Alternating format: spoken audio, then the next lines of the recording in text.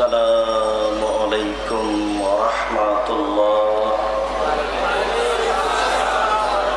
الحمد لله وحده والصلاة والسلام على من لا نبي بعده. أعوذ بالله من الشيطان الرجيم.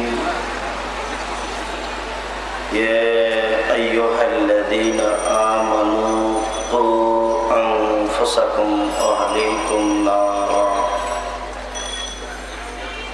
عن أبي هريرة رضي الله تعالى عنه قال قال رسول الله صلى الله عليه وسلم كل مولود يولد على الفطرة فأبواه يهودانه أو يمجسانه أو ينصرانه إلى آخر الحديث.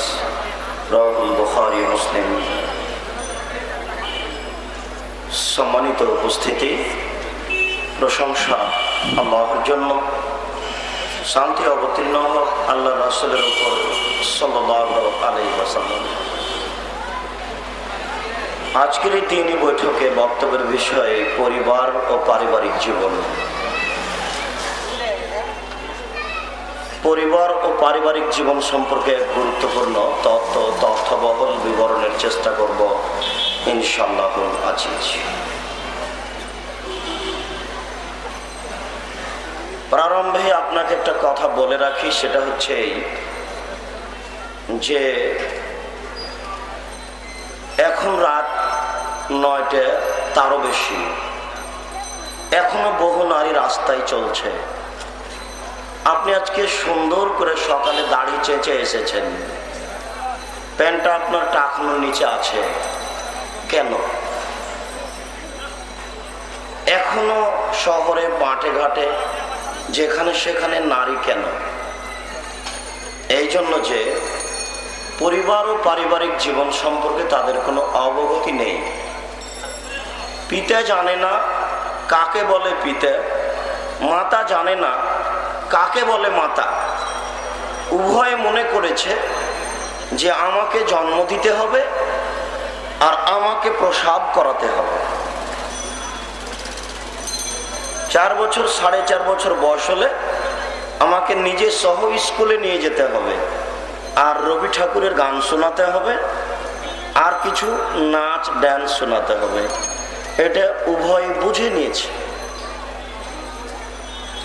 আলোচনার প্রারম্ভে আপনার জন্য অতীব জটিল ও কঠিন ও কঠোর কথা হচ্ছে, আল্লাহর নবী একটা কথা বলেছেন, বুখারী মুসলিমের হাদিস, ইরফুল ইলম ইরফুল ইলম ওয়া ইয়ানজুলুল জাহাল। বিদ্যা উঠে যাবে, মূর্খতা বর্ষণ হবে। একবার তিনি বলছেন যে ইরফুল ইলম ওয়া ইয়াকসুরুল জাহাল, মূর্খতা বেড়ে যাবে। এটা মিরপুর এলাকা নয়। 20 বছর পূর্বে এলাকায় যত শিক্ষিত ছিল এখন তার চেয়ে বেশি না কম? নবী বলেছেন যে বিদ্যা উঠে যাবে, মূর্খতা বেড়ে যাবে। তাহলে কি আল্লাহর নবী মিথ্যা কথা বলেছেন? নাউজুবিল্লাহ। ঘটনা বুঝলাম না, একেবারেই উল্টা। নবীর কথার সাথে বাস্তব একেবারেই উল্টা। আল্লাহর নবী বলছেন যে বিদ্যা উঠে যাবে, আর আমরা দেখছি যে বিদ্যা বেড়ে চলেছে। এই যুবক, তুমি মনে রেখো, রাস্তায় যেসব নারী চলছে এরা শিক্ষিত নয়। তোমার পেনটা টাকনোর নিচে আছে, তুমি শিক্ষিত নও। তুমি সকালে দাড়ি চেঁচে এসেছো, তুমি শিক্ষিত নও। তোমার বাড়িতে শোকে যে মূর্তি আছে, তুমি শিক্ষিত নও। মনে রেখো, যে বিদ্যা মানুষের ক্ষতি করে সেটা বিদ্যা নয়। এ কারণেই নবী করিম সাল্লাল্লাহু আলাইহি সাল্লাম বলেছেন বিদ্যা উঠে যাবে, মূর্খতা বেড়ে যাবে। সম্মানিত উপস্থিতি, আলোচনার প্রারম্ভে আরো একটা জটিল বাক্য আপনাকে শুনিয়ে রাখছি। আল্লাহ নবী বলছেন, আল্লাহুম্মা ইন্নী আউযু বিকা মিন ইলমিন লা ইয়ানফা। আল্লাহ, তোমার কাছে ওই বিদ্যা চাই না যে বিদ্যা আমার উপকার করে না। তাহলে বিদ্যা মানুষের ক্ষতি করে। যে বিদ্যা ক্ষতি করে সেটা বিদ্যা নয়। নইলে সমাজের অবস্থা কেন? বাংলাদেশ এটা মুসলিম দেশ, এদেশের শতকরা 90 জন মুসলমান। প্রারম্ভে আরো কথা, যুবক তোমরা একটা মনে রেখো, ইসলাম মানে শান্তি, আর মুসলিম মানে মেনে নেওয়া। ইসলাম মানে আর একটা শব্দ মনে রেখো, অর্থ ইসলাম মানে জানা। এই মেয়েটা নগ্ন হয়ে রাস্তায় হাঁটছে কেন? ও জানে না যে এভাবে চলা যাবে কিনা। তুমি এরকম ভাবে আছো কেন? তুমি জানো না যে এটা চলবে কিনা বা এটার মান কত দূর। ইসলাম মানে হচ্ছে জানা। জাহেলিয়াতের যুগে এসেছে ইসলাম, সারা পৃথিবী অন্ধকার, কেউ জানে না কোনটা ভালো কোনটা মন্দ। সবার রয়েছে সৌদি আরবের মাটিতে 360 জন আল্লাহ। ওই সমাজে মুহাম্মদ সাল্লাল্লাহু আলাইহি সাল্লাম বলেছেন আল্লাহ একজন, সপ্তম আকাশের উপরে থাকেন। সমাজ একেবারে খেপে গেছে। সমাজ বলছে বলে কি, আরে আমাদের আল্লাহ মাবুদ হচ্ছেন 360 জন আর মুহাম্মদ বলে একজন। তাহলে সমাজ জানতো না আল্লাহ কয়জন। এটার নাম জাহেলিয়াত। সেই জাহেলিয়াত আবার ফিরে এসেছে। এই জন্য যুবক তুমিও বুঝো না কোনটা ঠিক আর কোনটা বেঠিক, নারীও বুঝে না কোনটা ঠিক আর কোনটা বেঠিক, পিতাও বুঝে না জন্মদাতা কাকে বলে, মাও বুঝে না মা কাকে বলে। মা বুঝেছে প্রসাব করাতে পারলে মা হওয়া যায়, জি না? পাগলিও বাচ্চা প্রসাব করাতে পারে, পাগলিও বাচ্চা প্রসাব করাতে পারে, পাগলিও বাচ্চা দিতে পারে, বাচ্চাকে দুধ খাওয়াতে পারে। তাহলে আপনার স্ত্রী মাস্টার ডিগ্রি পাস মহিলা আর পাগলি, দুইজনের মধ্যে পার্থক্য হলো কি? পাগলির মেয়েটা এখনো রাস্তায় চলতে পারে, পাগলি বলতে পারে না। আশ্চর্য! 10 মাস 10 দিন তোমাকে আমি পেটে রেখেছি, 5 বছর তেল কাজল গোসল দিয়ে মানুষ করেছি, 15 বছর থেকে তোমাকে আমি পড়াচ্ছি, তুমি এই কলেজে পড়ো। আমি তোমার মা বলছি, তোমাকে যদি আমি এরকম কোনদিন রাস্তায় চলতে দেখি মাথায় কাপড় না দিয়ে নগ্ন হয়ে, তোমার আমি পিঠের চামড়া তুলে দেবো। এ হচ্ছে মাস্টার ডিগ্রি পাস মহিলা। এ বলবেই, যদি না বলে তাহলে সে তার কাছে বিদ্যা নেই, ও হচ্ছে মূর্খ। এটা বলতে পারে না পাগলি। পরিবার ও পারিবারিক আলোচনায় আমাদের এইসব বিষয়ে গুরুত্বপূর্ণ কথা হবে। উল্লিখিত বিষয়ের উপরে কথা বলার পূর্বে আপনাদের সাথে দুটি কথা। তার প্রথম কথা হচ্ছে, আমি বুঝতে পারছি যে আপনাদের বসার জায়গা কম। আপনারা যে যেখানে আছেন দয়া করে আপনাদের চলাচল বন্ধ করে, দোকানপাট বন্ধ করে, কথাবার্তা বন্ধ করে, বাড়ির ঘরের টিভি বন্ধ করে, বাড়িতে হোক ছাদে হোক যে যেখানে হয় না কেন সম্ভবপর আলোচনা শোনার চেষ্টা করুন। আপনার কিছু উপকার হবে বলে আশাবাদী। আপনার উপকারের জন্য এসেছি, ক্ষতির জন্য নয়। আপনাকে আশ্বস্ত করে এতটুকু বলতে পারি যে জাতির যদি রাস্তাঘাট করে দিতে না পারি, জাতির যদি স্কুল কলেজ করে দিতে না পারি, জাতিকে চূড়ান্ত সঠিক ধর্ম দিতে পারবো ইনশাআল্লাহ, এতে বিশ্বাসী। ধর্মের ব্যাপারে জাতির ক্ষতি করব না, ধর্মের ব্যাপারে জাতির ক্ষতি করে পরকাল হারাতে রাজি নই। এই জন্য আপনাকে আশ্বস্ত করে বলতে চাচ্ছি যে যে যেখানে আছেন আপনার অসুবিধা হলেও দয়া করে এক সময় পর্যন্ত ধীর স্থির চুপচাপ দাঁড়িয়ে থেকে আলোচনা শোনার চেষ্টা করুন। আপনার কিছু উপকার করব ইনশাআল্লাহ, আশাবাদী। আল্লাহ কবুল করুন। আল্লাহ।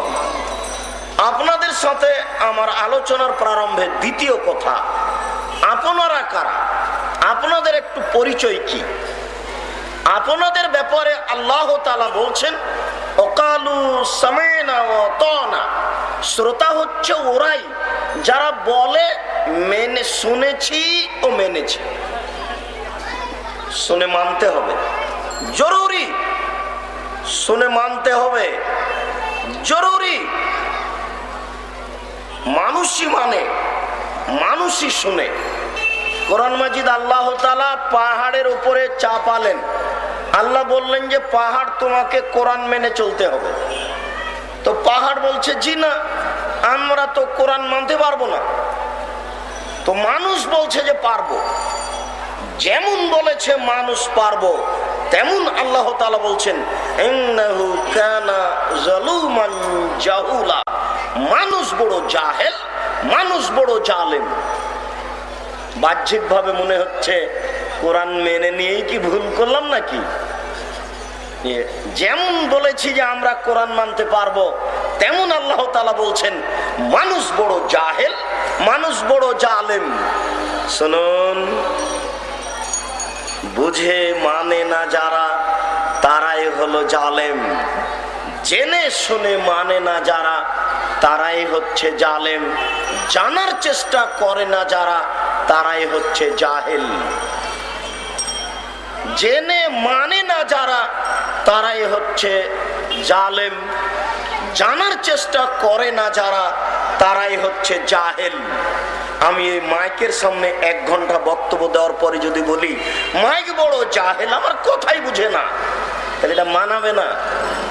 আমি এই বোতলটার সামনে যদি 1 ঘন্টা কথা বলার পরে বলি বোতল বড় জাহেল, আমার কথাই বুঝে না, তো কথাটা মানাবে না।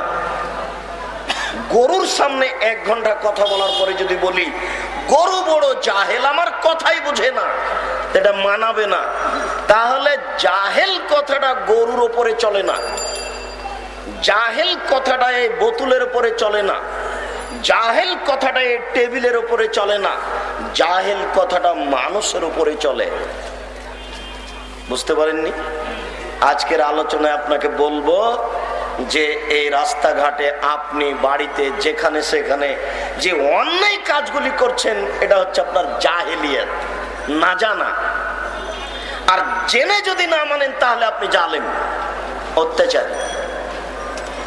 শুধু মনে করছেন যে এই লোকটা জোর করে এই বাড়িটা দখল করেছে, এই লোকটা জালেম, অত্যাচারী। জি না, আপনি মরিচ কিনছিলেন, মরিচ বুঝি না আমরা, মরিচ, ওই একটা মরিচ আপনি হাতে নিয়েছেন, দাড়ি পাল্লা হয়ে গেছে, এই হাতের মরিচটা আপনি এখন কোথায় রাখবেন? হাতের মরিচটা আপনি যদি আপনার পাল্লায় রাখেন তাহলে আপনি জালেম, অত্যাচারী আপনি। 100 জন মানুষ এই লোকটার কাছে মরিচ কিনবে, গরিব মানুষ 5 কেজি মরিচ নিয়ে এসেছে, আপনার একটা সহ্য হয় না, তার হয় কি করে? এটাও জুলুম। জেনে বুঝে মানে না যারা, তারাই হচ্ছে জালেম। বুঝার চেষ্টা করে না যারা, তারাই হচ্ছে জাহেল। আজকে আপনাকে বুঝানোর চেষ্টা করব, যদি না বুঝেন তাহলে ভাবতে হবে আমি জাহেল, আমার কাছে বিদ্যে বুদ্ধি নেই। আর যদি জেনে না মানেন তাহলে আজ থেকে হবেন জালেম। আর আপনি যদি বলেন আমি জাহেলও নই, আমি জালেমও নই, তাহলে আপনি কোনটা? তাহলে আর এখন আমি মানুষ থাকছি না, মানুষ থেকে আমি বাদ চলে যাচ্ছি। মানুষ দুটাকে বুঝায়, জাহেলকে আর জালেমকে। বিশ্বাস করুন, আমি টেবিলের সামনে 1 ঘন্টা বক্তব্য দেওয়ার পরে যদি বলি টেবিল বড় জাহেল, আমার কথাই বুঝে না, মানাবে কথাটা? এই বিল্ডিং এর সামনে আমি বক্তব্য দিলাম, তারপরে বলবো যে বিল্ডিং বড় জাহেল, আমার কথাই বুঝে না, তাহলে চলে না সব জায়গায় কথা, মানুষের উপরে চলে। আপনাদের সাথে কথার পরের অংশটা হচ্ছে, যেহেতু শুনে মানতে হবে, এই জন্য হক কথা শুনতে হবে। আমি, আল্লাহ মাফ করো, আমার তদন্তের কথা বলছি, আমি বলি না যে আমি চূড়ান্ত তদন্ত করেছি। আমি বাংলাদেশের সব জেলাতে চলে, ভারতে গিয়ে, সৌদি আরবে গিয়ে, দুবাইয়ে গিয়ে, এই কয়েকটা দেশে আমি দিন প্রচার করতে গিয়ে যেটা দেখতে পাচ্ছি, সেটা আমার তদন্ত অনুযায়ী এদেশের শতকরা 95 জন বক্তা মিথ্যে কথার ভিত্তিতে অনেক অংশে বক্তব্য দিচ্ছে বলে আমার তদন্তের দাবি। এদেশের শতকরা 98 জন মুফাসসির মিথ্যা তাফসির বলে জনগণকে ভুল পথে নিয়ে যাচ্ছে বলে আমার তদন্তের দাবি। আমি বলি না যে আমার দাবি চূড়ান্ত, আপনি তদন্ত করলে এর চেয়ে কমও হতে পারে, এর চেয়ে বেশিও হতে পারে। মিথ্যা কথা আছে, এই কথা ঠিক। নইলে আপনাকে একটা কথা আমি বলে সামনের দিকে চলে যাচ্ছি। এক ডক্টর বগুড়া নগর হাজেল মাদ্রাসাতে বক্তব্য দিচ্ছেন। এক ডক্টর, নাম উল্লেখ করবো না, এখন নাম উল্লেখ করা যায় কিন্তু আপনি খারাপ মনে করবেন, এই জন্য করছি না। এক ডক্টর বগুড়া নগর ফাজেল মাদ্রাসায় বক্তব্য দিতে গিয়ে বলছেন যে আব্দুল কাদের জেলানীদের বাড়িতে একজন ভিক্ষুক আসলো ভিক্ষা চাইতে। আব্দুল কাদের জেলানীর মা নিয়ে গেল ভিক্ষে। তো ভিক্ষুক জেলানীর মাকে দেখে একটু পরিবর্তন হয়ে গেল, ভিক্ষুক তার সাথে অন্যায় করতে চায়। এই কথা আব্দুল কাদের জেলানী মায়ের পেট থেকে বুঝতে পারল। আব্দুল কাদের জেলানী মায়ের পেট থেকে বাঘের আকৃতিতে বের হয়ে ভিক্ষুকে মেরে দিল। এখন আপনাদের সাথে প্রথম কথা যে আব্দুল কাদের জেলানীর মায়ের সাথে তো ভিক্ষুক এখনো অন্যায় করেনি নাকি? তো অন্যায় করার আগে আব্দুল কাদের জেলানী তাকে হত্যা করলো কিভাবে? এটা তো শরীয়ত মানবে না। দুই, আব্দুল কাদের জেলানী বাঘের আকৃতিতে মায়ের পেটে থেকে বের হলেন বুঝলাম, এখন মায়ের পেটে উনি গেলেন কিভাবে? এখনো তো তার প্রসাবের সময় হয়নি, এখনো আব্দুল কাদের জেলানীর হওয়ার সময় হয়নি। তো বক্তা কিভাবে এটা জনগণের সামনে বক্তৃতা বলে বলছে? তাহলে বক্তার বক্তব্য শুনে মনে হচ্ছে ঠিক এরকম পুথির গানের মতো। সেটা হচ্ছে ফাতেমা কান্দিয়া কয় আজ বুঝি হুসাইন কারবালাতে শহীদ হয়। ফাতেমা কান্দিয়া কয় আজ বুঝি হুসাইন কারবালাতে শহীদ হয়। আল্লাহর নবীর মরার 49 বছর পরে ফাতেমা, আল্লাহর নবীর মরার 6 মাস পরে ফাতেমা মারা গেছেন। আর ফাতেমার মরার 49 বছর পরে হুসাইন ইরাকের কারবালার মাঠে শহীদ হচ্ছেন। তো মা মারা গেছেন 49 বছর আগে। সেই মা কি করে বলতে পারেন ফাতেমা কান্দিয়া কয় আজ বুঝি হুসাইন কারবালাতে শহীদ হয়? কথাটা বুঝতে পারলেন না? ধর্ম কেমন চলছে দেখেন। মানে আপনাকে শুনে মানতে হবে, হক কথা শুনতে হবে, এই জন্য কথাটা বলছি। আপনি যদি সবটাকেই কথা মনে করেন তাহলে তো বিপাকে পড়ে যাবেন আপনি। দেখেন বক্তা বলছেন ফাতেমা কান্দিয়া কয় আজ বুঝি হুসাইন কারবালাতে শহীদ হয়। আরে মা তো 49 বছর আগে মারা গেছেন, তিনি বলবেন কি করে? এটা হয় কি করে? আশ্চর্য। তাহলে বক্তার আর মুফাসসিরের কথা ঠিক পুথির গানের মতো। পুথির গান মানে 6 মাসের রাস্তা মর্দ 6 দিনে গেল, ঘোড়ায় চড়িয়া মর্দ হাঁটিয়া চলিল। দেখেন এটা হলো পুথির গান। 6 মাসের রাস্তা মর্দ 6 দিনে গেল, ঘোড়ায় চড়িয়া মর্দ হাঁটিয়া চলিল। শুনেননি? এটা পুথির গান। হুজুর মনে করেছেন যে বক্তব্য এরূপ, আর আপনারা মনে করছেন যে ধর্মের নামে যেটাই বলবে সেটাই ধর্ম। তা তো হবে না, জি না, হতে পারে না। পৃথিবীতে মাত্র একজন মানুষের কথা চলবে, যার নাম মুহাম্মদ সাল্লাল্লাহু আলাইহি সাল্লাম। পৃথিবীর কোনো মানুষের কথা চলবে না। পীর সাহেবের দোহাই দিয়ে ধর্ম চলে না, বড় হুজুরের দোহাই দিয়ে ধর্ম চলে না, কোনো মানুষের দোহাই দিয়ে ধর্ম চলে না। শুধুমাত্র একজন মানুষের কথা চলে, যার নাম মুহাম্মদ সাল্লাল্লাহু আলাইহি ওয়াসাল্লাম, একক ব্যক্তি। সম্মানিত দিনী ভাই, আপনার ব্যাপারে আল্লাহ তাআলা কঠোর ভাবে বলছেন ফাসআলু আহলা যিকরি ইন কুনতুম লা তা'লামুন বিল বাইয়িনাতি ওয়াজ যুবুর। হে দুনিয়ার অজানা মানুষ, তোমরা জানা মানুষের নিকটে জানো প্রমাণ সহকারে। সৌদি আরব থেকে ইসলাম ইরাকে ঢুকেছে, ইরাক থেকে ইরানে ঢুকেছে, ইরান থেকে ভারত, বাংলাদেশ, পাকিস্তানে এসেছে। আস্তে আস্তে উল্টে গেছে, হকটা ডুবে গেছে, না হকটা চালু হয়ে গেছে সমাজে। আমরা শুনেছি সাদ্দাত জান্নাত তৈরি করেছিল, সাদ্দাত জান্নাত তৈরি করেছে। আমি তো প্রায় 15 বছর থেকে বলে আসছি, আজকেও আপনাকে বলছি, সাদ্দাত জান্নাত তৈরি করেছিল, তার প্রমাণ কোথায় আছে? আমার নাম আব্দুর রাজ্জাক, আমার মরা পর্যন্ত সময় থাকলো আপনাকে, আপনি বের করবেন সাদ্দাদের কাহিনী কোথায় আছে। ধর্মের নামে মিথ্যা কথা আছে কিনা একটা কাহিনী আপনার জন্য যথেষ্ট, একটাই। আপনি শুধু বের করবেন সাদ্দাত জান্নাত তৈরি করেছিল, এটা আছে কোথায়। জন্মের পর থেকে যেদিন থেকে বুদ্ধি হয়েছে সেদিন থেকে তো শুনে আসছি যে সাদ্দাতের জান্নাত ছিল, সাদ্দাত জান্নাত তৈরি করেছিল, অনেক কিছু। সম্মানিত দিনী ভাই, আল্লাহ তাআলা আপনাদের ব্যাপারে বলছেন যে তোমরা জানা মানুষের নিকটে জানো, প্রমাণ সহকারে জানো। আর হাদিসে এসেছে তোমরা যার কাছে দিন শুনছো তাকে দেখো তার দিন শোনা যাবে কিনা, তার কাছে বক্তব্য নেওয়া যাবে কিনা, তার কাছে ধর্ম শোনা যাবে কিনা। আমাকে কি দেখবেন? আমার দাড়ি ছোট থাকলে আমার কাছে বক্তব্য শোনা যাবে না, এটাই চূড়ান্ত। আমার পায়জামা টাকনুর নিচে থাকলে আমার বক্তব্য শোনা যাবে না, এটাই ঠিক। আমার চাকরি হারাম থাকলে আমার বক্তব্য শোনা যাবে না, এটাই ঠিক।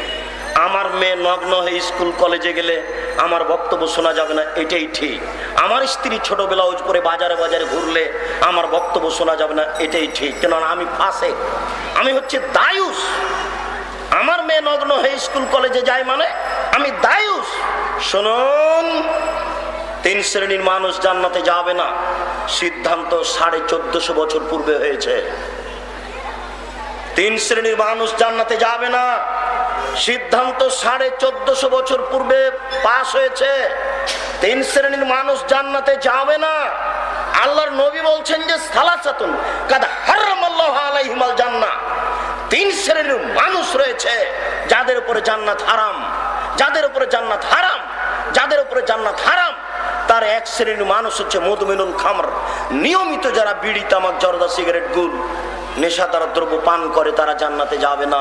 সিদ্ধান্ত 1450 বছর পূর্বে পাস হয়েছে। আজকে আপনাকে বিড়ি সিগারেট ত্যাগ করতে হবে, আজকেই। 1 মিনিট আপনার জন্য সময় নেই। আপনার হায়াতের যেহেতু 1 মিনিট আপনি সময় দিতে পারবেন না, কাজে আপনার ফিরে আসার জন্য 1 মিনিট সময় আল্লাহ রাসূলের পক্ষ থেকে নেই। আল্লাহ রাসূলের পক্ষ থেকে আপনাকে কঠোরভাবে সাবধান করছি, আমাদের পক্ষ থেকে আপনাকে করজোড়ে অনুরোধ করছি, আপনারা আমাদের অনুরোধ রক্ষা করুন, আপনারা আমাদের অনুরোধকে রক্ষা করুন। আল্লাহ রাসূলের পক্ষ থেকে আপনাকে সাবধান করতে চাই, আপনাকে হুঁশিয়ার করতে চাই। এই মুহূর্তে এগুলো আপনাকে ত্যাগ করতে হবে, 24 ঘন্টা সময় নেই। 2 और রাজলাতু মিনান নিসায়ে, পুরুষের বেশধারী নারী জান্নাতে যাবে না। পুরুষের বেশধারী নারী জান্নাতে যাবে না। যারা গেঞ্জি গায়ে দিয়ে রাস্তাঘাটে চলে, হাটে বাজারে চলে, শহরে চলে, তারা জান্নাতে যাবে না। যারা প্যান্ট পরে চলে বাজারে তারা জান্নাতে যাবে না। যারা পুরুষের জুতা স্যান্ডেল পরে তারা জান্নাতে যাবে না। যারা মাথার চুল ছোট করে রাস্তাঘাটে চলে তারা জান্নাতে যাবে না। যারা পুরুষের পোশাক পরে রাস্তাঘাটে চলে তারা জান্নাতে যাবে না। কিয়ামত পর্যন্ত চ্যালেঞ্জ থাকলে আপনি কথাকে এভাবে উল্টে ধরতে পারবেন না। যা বলছি কিয়ামত পর্যন্ত তাই থাকবে। নবী বলেছেন পুরুষের বেশধারী নারী জান্নাতে যাবে না। এই ছেলে, হাততালি দেওয়া ইহুদি খ্রিস্টানদের নীতি, এখানে কোনো নেতা আসেনি, সাবধান থেকো। হাততালি দেওয়া ইহুদি খ্রিস্টানদের নীতি। আমি জানি না কোথায় হাততালি দেওয়া লাগে, আমি কোথায় আছি, আমার পিতা জানে না কোথায় হাততালি দেওয়া লাগে। এই জন্য আপনার বিদ্যাটাকে প্রথমে না করে দিয়েছি। আল্লাহর নবী বলেছেন বিদ্যা উঠে যাবে, মূর্খতা বেড়ে যাবে। কষ্ট নিও না তুমি। যারা সম্মানিত দিনী ভাই বোন আছেন, আপনারা কষ্ট নিয়েন না। কথা যেহেতু হক তিতে, হক মানে তিতে, হক মানে তিতে। গেঞ্জি গায়ে দিয়ে যে মেয়ে চলছে সে জান্নাতে যাবে না, চ্যালেঞ্জ করলাম আপনার সাথে। আল্লাহ বিচারের মাঠে ফেরাউনকে জান্নাতে দিয়ে দেন, সেটা ভিন্ন কথা। আল্লাহর নবী বলেছেন যাবে না। মুসলিম শরীফের হাদিস, আপনি কথাটা আবার বুঝুন। আল্লাহ নবী বলছেন যে নেসাউন, মহিলা, কাছে এতুন, কাপড় পরে থাকবে, আরে এতুন, উলঙ্গ। এবার আপনি বুঝেন উলঙ্গ কাকে বলে। আবার বলছি শুনুন, নেসাউন, আল্লাহর নবী তার মুখ দিয়ে বলছেন মহিলা, কাছে এতুন, কাপড় পরে থাকবে, আরে এতুন, উলঙ্গ। আপনি বলেন উলঙ্গ কাপড় কোনটা? আপনার মেয়ে প্যান্ট পরে আছে মানে থাকবে কেন? আপনি মুসলিম নন, থাকবে কেন? আজকেই পোশাক পরিবর্তন করতে হবে। আপনার মেয়ে ছোট ফতুয়া গায়ে দিয়ে রাস্তায় চলছে মানে এটাই হচ্ছে উলঙ্গ পোশাক। আপনার স্ত্রী ছোট ব্লাউজ পরে রাস্তায় পেট পিট দেখে চলছে মানে এটাই হচ্ছে উলঙ্গ পোশাক। আপনি মনে রাখুন, আল্লাহর নবী 3 নম্বরে বলেছেন, দায়ুস জান্নাতে যাবে না, দায়ুস জান্নাতে যাবে না, দায়ুস জান্নাতে যাবে না। দায়ুস কে? যে তার বাড়িতে বেহায়ের সুযোগ দিয়েছে সে হচ্ছে দায়ুস। যে তার বাড়িতে বেহায়ের সুযোগ দিয়েছে সে হচ্ছে দায়ুস। যে তার বাড়িতে বেহায়ের সুযোগ দিয়েছে সে হচ্ছে দায়ুস। তাহাজ্জুদ পড়ে জান্নাত কিনতে পারবে না, তাহাজ্জুদ পড়ে জান্নাত কিনতে পারবে না। সিদ্ধান্ত আগে পাস হয়েছে। আমি মুসলিম চির রণবীর, মরণকে করি না ভয়। মরলে শহীদ, বাঁচলে গাজী, আমার উভয় সমান।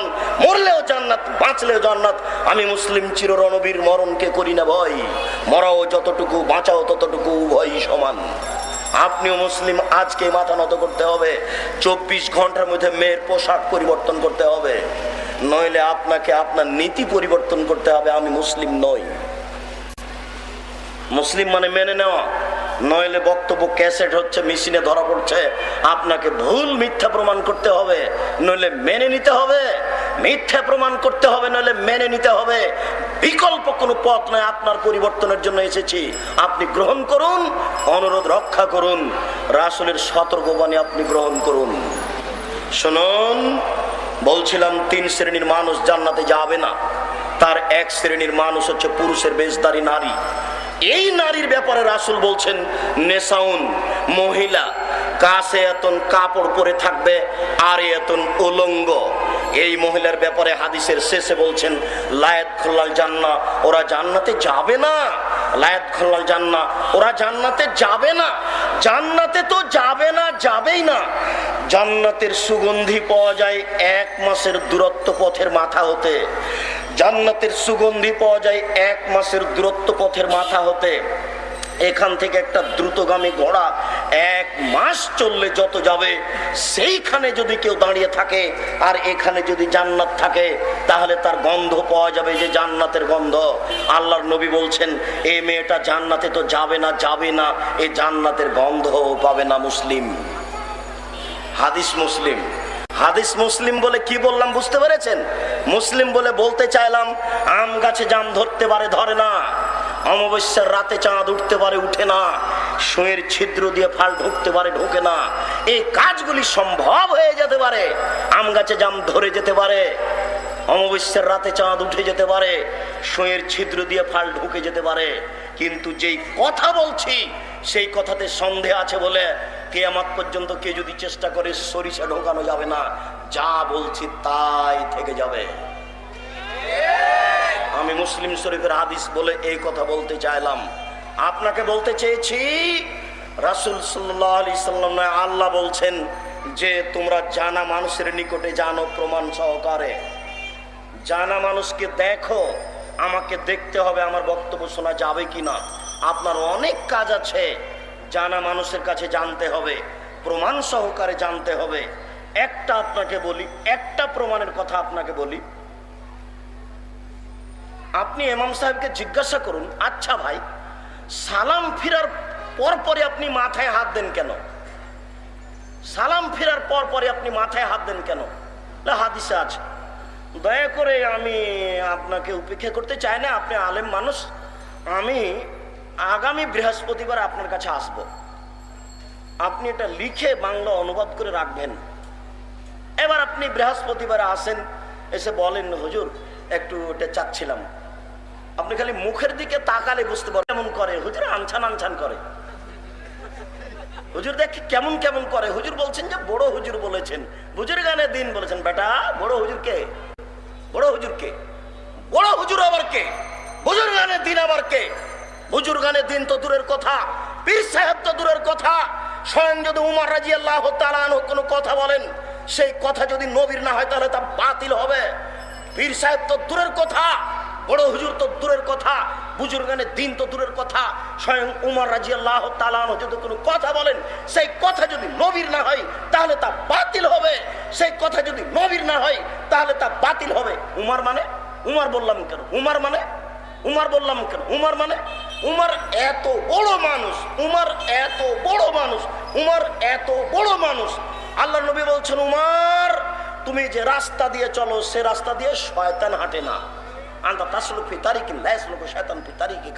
উমার তুমি যে রাস্তা দিয়ে হাঁটো ওই রাস্তা দিয়ে শয়তান হাঁটে না।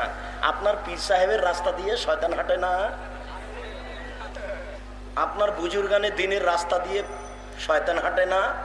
মনে রাখবেন, উমার যদি কোনো কথা বলেন আর সেটা যদি নবীর না হয় তাহলে তা কি হবে? বাতিল হবে। তাহলে তা বাতিল হবে। এই আকীদা আজকে গড়ে তুলতে হবে। আশেপাশে যত যুবক আছো আমি তোমাদেরকে বিশেষভাবে বলছি, তোমরা পরিবর্তন হও। সমাজের তোমরাই হচ্ছে কর্ণধর। বিদ্যা তোমাদের ভুল পথে নিয়ে যাচ্ছে। দেখো যুবক, তোমাকে বলছি, তোমার মোবাইলটা টিপলে একজন নগ্ন মেয়ের ছবি আসবে। দুঃখিত, তোমার বাপ মা তোমাকে এই জন্য করতে দেয়নি। তোমার মোবাইলটা টিপলে অন্তত 50 জন, 10 জন, 20 জন মেয়ের নাম্বার আসবে। যেসব মেয়ের সাথে তোমার বাপের অগোচরে তুমি কথা বলো, তোমার বিদ্যা তোমার কাজ করে না। দেখো যুবক, এখানে সংসদ ভবনের পাশ দিয়ে হাঁটলে দেখা যাবে যে একজন যুবক একজন যুবতীর উরু রানের উপরে মাথা দিয়ে শুয়ে আছে।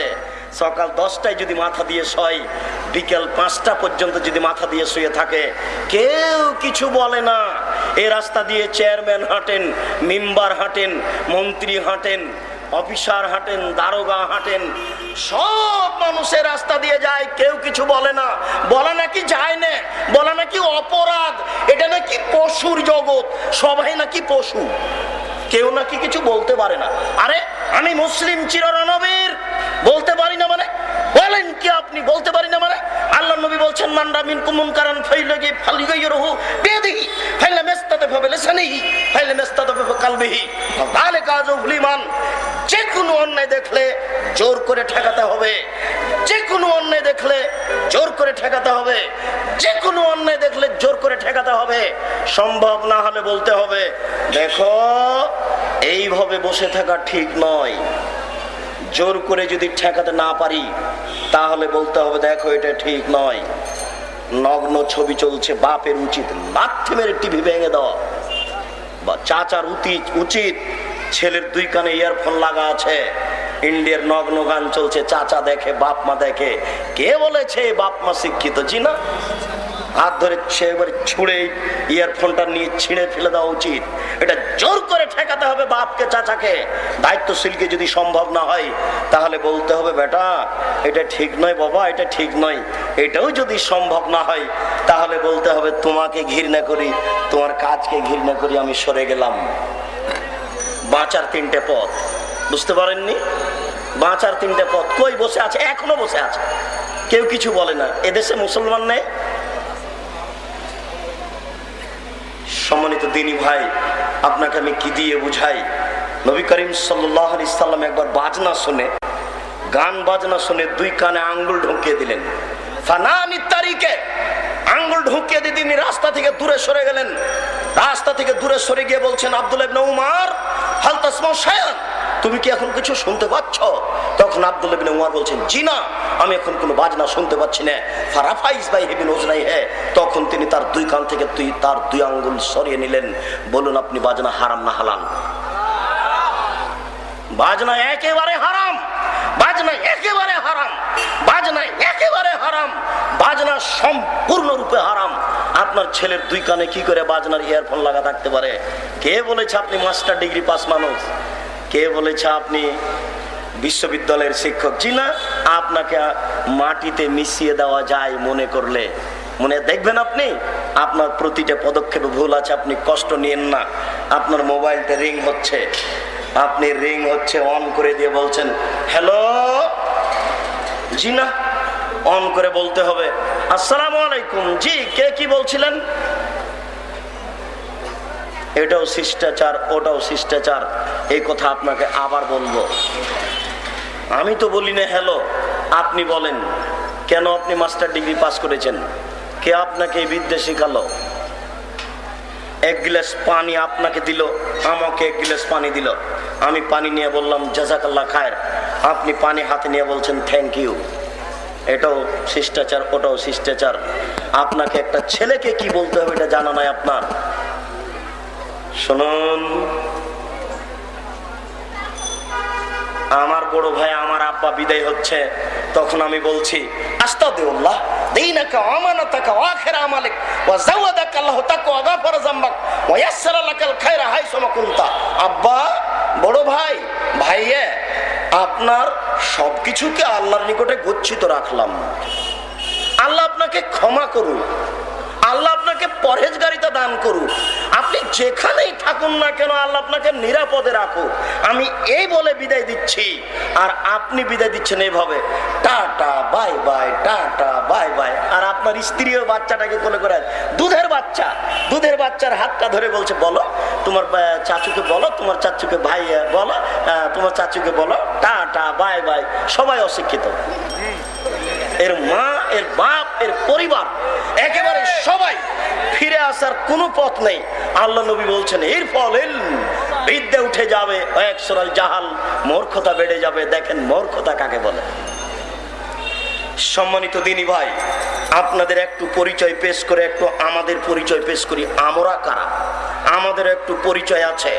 আল্লাহর নবী আমাদেরকে বলছেন কাফাবিল মারে কাঁদে বানাই হদ্দে সাবে করলে মাসামিয়া, একজন মানুষের মৃত্যু হওয়ার জন্য এতটুকু যথেষ্ট যে যেই কথা শুনলো ধর্মের নামে শুনেই বলে দিল। আমি যদি ধর্মের নামে কোনো কথা শুনে বলে দিই তাহলে আমি মিথ্যুক, আমাকে তদন্ত করতে হবে। মুকসিদুল মুমিনিন বইটা এইভাবে খুলে দেখছি, লেখা আছে এক ওয়াক্ত নামাজ কাজা করলে ৮০ হোক বা জাহান্নামে থাকতে হবে। এক ওয়াক্ত নামাজ কাজা করলে ৮০ হোক বা জাহান্নামে থাকতে হবে। কথাটা লেখা আছে, এ কথা নবী বলেননি, এটা মিথ্যা কথা। আমি এই কথা বলতে পাবো না তদন্ত করা ছাড়া। ফাজাইলে নিসাব বইটা তুলে দেখছি লেখা আছে ১ টাকা দান করলে ৪৯ কোটি টাকা দানের নেকি হয়। ১ টাকা দান করলে ৪৯ কোটি টাকা দানের নেকি হয়, এমন কথা নবী বলেননি। জি না, আমাকে বলার পূর্বে আগে তদন্ত করতে হবে। আল্লাহর নবী বলছেন দেখো, তুমি কোনো কথা তদন্ত না করে বললে তোমার জন্য জাহান্নাম। তুমি কোনো কথা তদন্ত না করে বললে তোমার জন্য জাহান্নাম। আমার ব্যাপারে একটু বলে যাচ্ছি, হুজুরের ব্যাপারে। হুজুরের বড় কঠিন ব্যাপার, হুজুরের বিষয়টি খুবই জটিল। দেখুন ৩টা বাক্য আল্লাহ রাসূল বলছেন বাল্লিগু আন্নী ওয়ালা আয়া, আমার একটি কথা জানা থাকলেও বলে দাও, আমার একটি কথা জানা থাকলেও বলে দাও। ২ ওয়াহাদ্দিসু আন বানি ইসরাইল ওয়ালা হারাজ, বানি ইসরাইলের কাহিনী বলো কোনো দোষ নেই, বানি ইসরাইলের কাহিনী বলো কোনো দোষ নেই।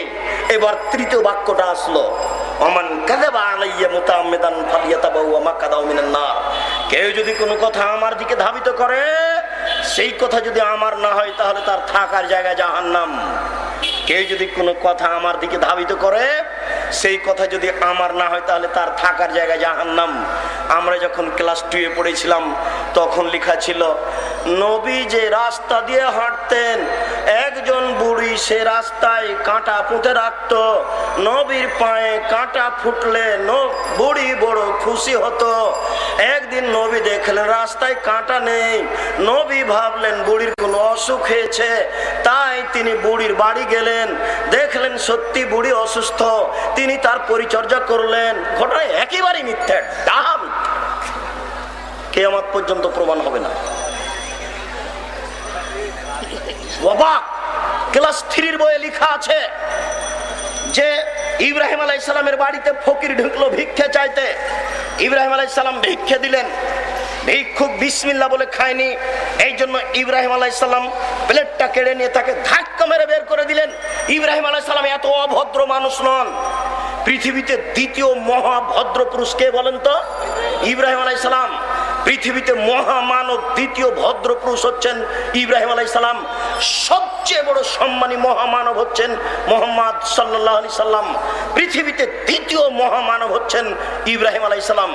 একটা মানুষ বিসমিল্লাহ বলতে ভুলে গেছে বা বলেনি ভিক্ষুক, সেই জন্য আল্লাহর নবী এক প্লেটটা কেড়ে নিয়ে তাকে ধাক্কা মেরে বের করে দিবেন। লেখক, কথা লিখলে একটু হিসাব করতে হতো। কথা শুধু কলম থাকলেই ধর্মের নামে কথা ঠিক নয়। তুমি উপন্যাস লেখো লেখক, তুমি উপন্যাস লিখো, তুমি কেন বিষাদ সিন্ধু লিখতে গেলে জনাব? আমি বিষাদ সিন্ধু যা তদন্ত করেছি, আমার বিদ্যা অনুযায়ী শতকরা 90% মিথ্যা কথা আছে। আপনি তদন্ত করে কম করতে পারেন, বেশিও করতে পারেন। আপনি লিখেন আপনার ওই বঙ্কিমচন্দ্রের উপন্যাস, আপনি এটা লিখতে আসলেন কেন? এই বিষয়ে আপনার কি অভিজ্ঞতা, দক্ষতা আছে? আপনি জানেন না আল্লাহ নবী বলেছেন, কেউ যদি কোনো কথা আমার দিকে ধাবিত করে, সেই কথা যদি আমার না হয়, তাহলে তার থাকার জায়গা জাহান্নাম। আল্লাহ নবী বলেননি উতলুবিল ইলম ওয়ালা কানা বিসসিন, শিক্ষার জন্য চীন যেতে হয় তবুও যাও, এই কথা নবী বলেননি। হব্বুল ওয়াতান মিনাল ঈমান, দেশকে ভালোবাসা ঈমানের অঙ্গ, এই কথা আল্লাহর নবী বলেননি। এগুলো নবীর নামে মিথ্যা কথা। ধর্মের কথাটা আমি একটু পরে বলছি। জানি না আজকের বৈঠকে আপনি আমার কতটুকু কথা সহ্য করতে পারবেন, এই জন্য আমি বেশি বলতে চাইনি। শুধু এতটুক বললাম যে সালাম ফিরার পরে মাথায় হাত দিলেন কেন?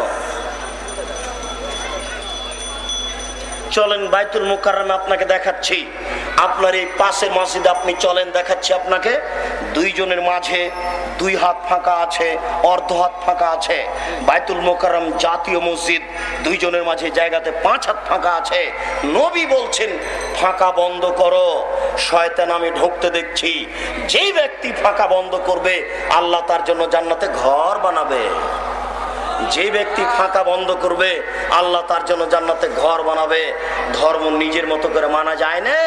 এদেশের নেতা নেত্রী কবরের চতুর্দিকে দাঁড়িয়ে কবরের উপরে ফুল চড়িয়ে দিয়ে নারী পুরুষ একাকার হয়ে হাত তুলে দোয়া করে নিচ্ছে, আর মনে করছে যে কবরের ব্যক্তি ক্ষমা পেয়ে গেল।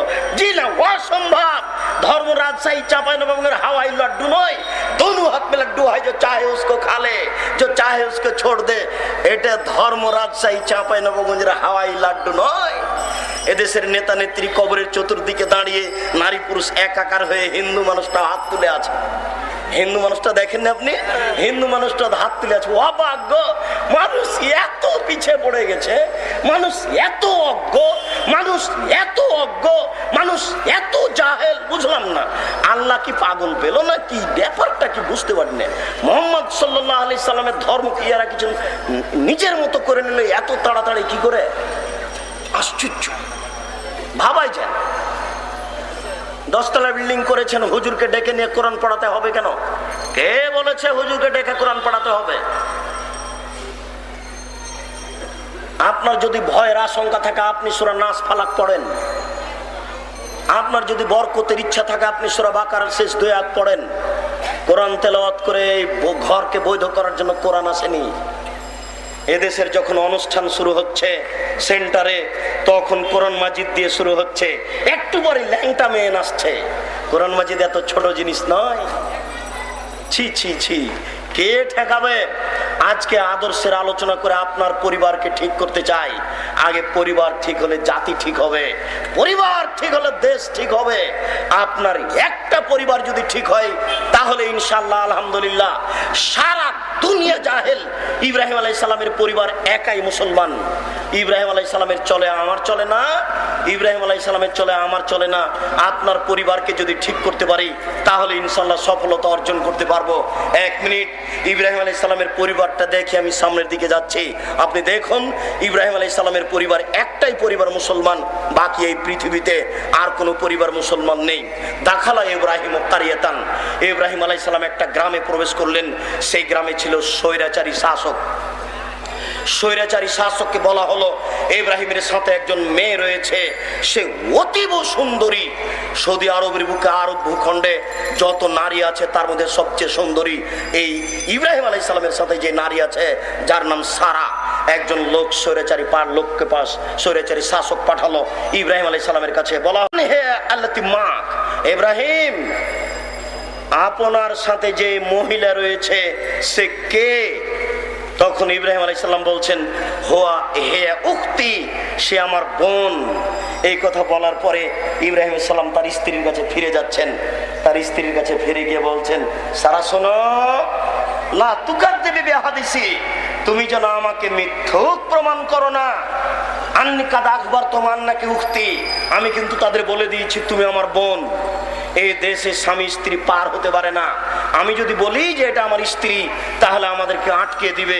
এই জন্য আমি কিন্তু মিথ্যা কথা বলেছি। আমি বলেছি সেটা আমার বোন। তুমি যদি এখন বলো এটা আমার স্বামী, তাহলে আমরা বন্দী হয়ে যাব। তুমি বলিও যে এটা আমার ভাই, আমরা ভাই বোন হয়ে পার হয়ে যাব। এর পরের বাক্যটা আপনি শুনেন, এই বাক্যটা আপনাকে বলতে চাচ্ছি।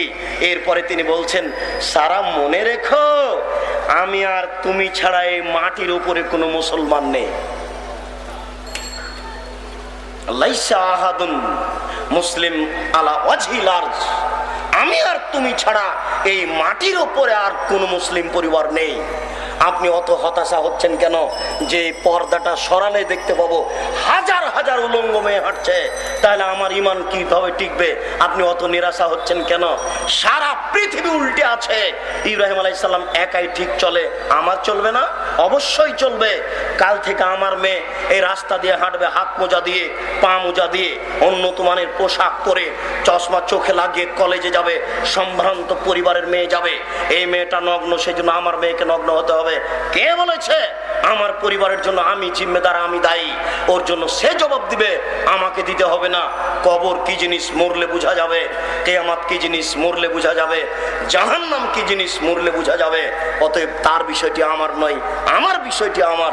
আপনার পরিবারকে সংশোধন করতে চাই।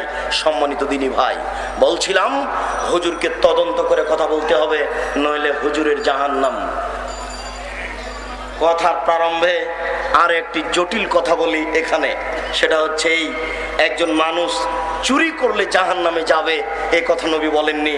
চুরি করা মহাপাপ, চুরি করলে হাত কেটে নিতে হয়।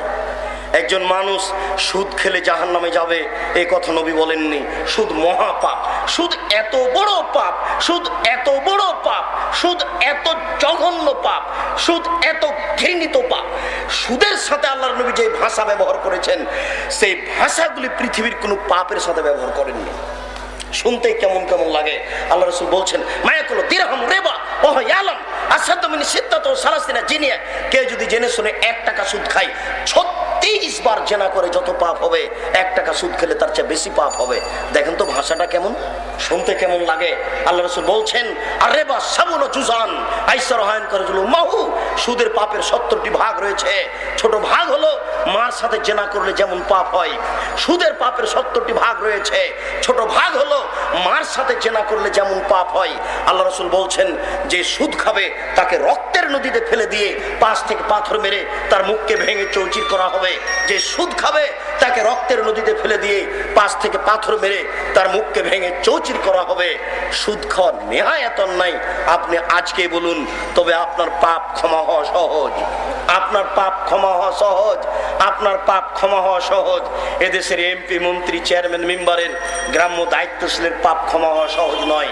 আপনি যদি আজকে বক্তব্যের পরে বলেন, এখনই সুন্দর করে ওযু করে 2 রাকাত সালাত আদায় করে যদি বলেন, আল্লাহ আমার ভুল হয়েছে, কোটি কোটি টাকা সুদ খেয়ে 20টা বাড়ি করেছি, আমার ভুল হয়েছে, আজ থেকে আমি আর সুদ ভক্ষণ করব না, তুমি আমাকে ক্ষমা করো, এই কথাটা বলেই যদি আপনি মারা যান, ইনশাআল্লাহ আপনি জান্নাত পাবেন। কেন? এই পাপটি আল্লাহর সাথে জড়িত। যে কথাটা এখনো বলতে যাচ্ছি সেটা আসেনি। আমি সেই কথাটা বলার পূর্বেই আর একটা জটিল কথা এসে ঢুকে গেছে, সেই জন্য সেই কথাটা আগে বলছি। সুদের পাপটা এত বড় হলেও এর ক্ষমা সহজ। কেন? এই পাপের সম্পর্ক কার সাথে? আল্লাহর সাথে।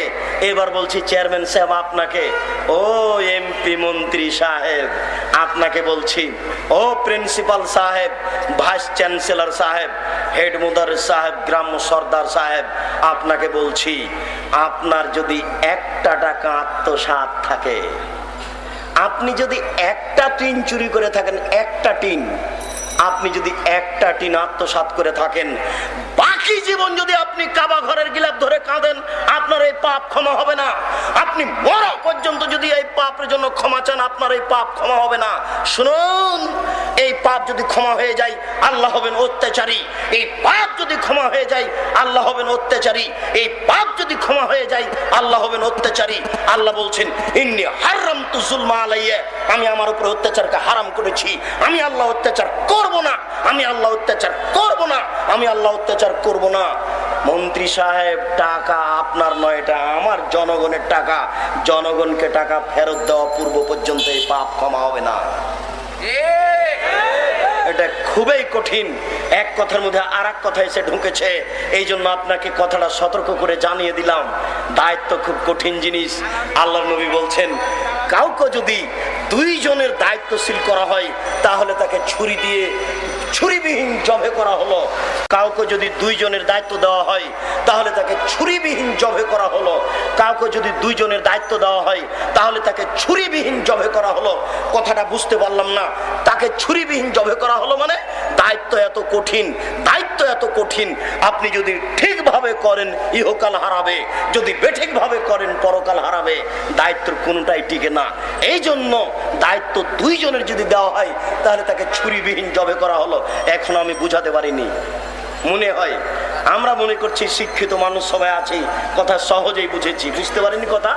দায়িত্ব যদি ঠিকভাবে করি তাহলে ইহকাল টিকবে না, মানে দায়িত্ব বেশি দিন টিকবে না। কথা বুঝতে পারেননি?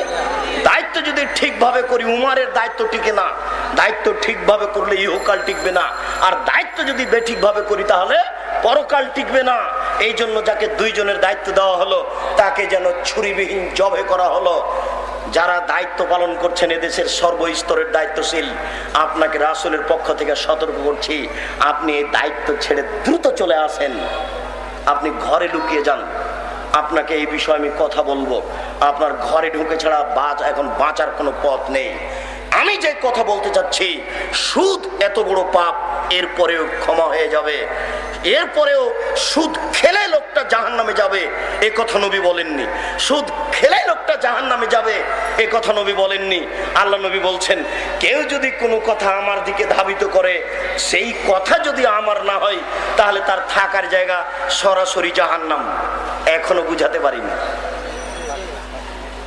সুদ খেলে লোকটা জাহান্নামে যাবে এ কথা নবী বলেনি, যেতে পারে।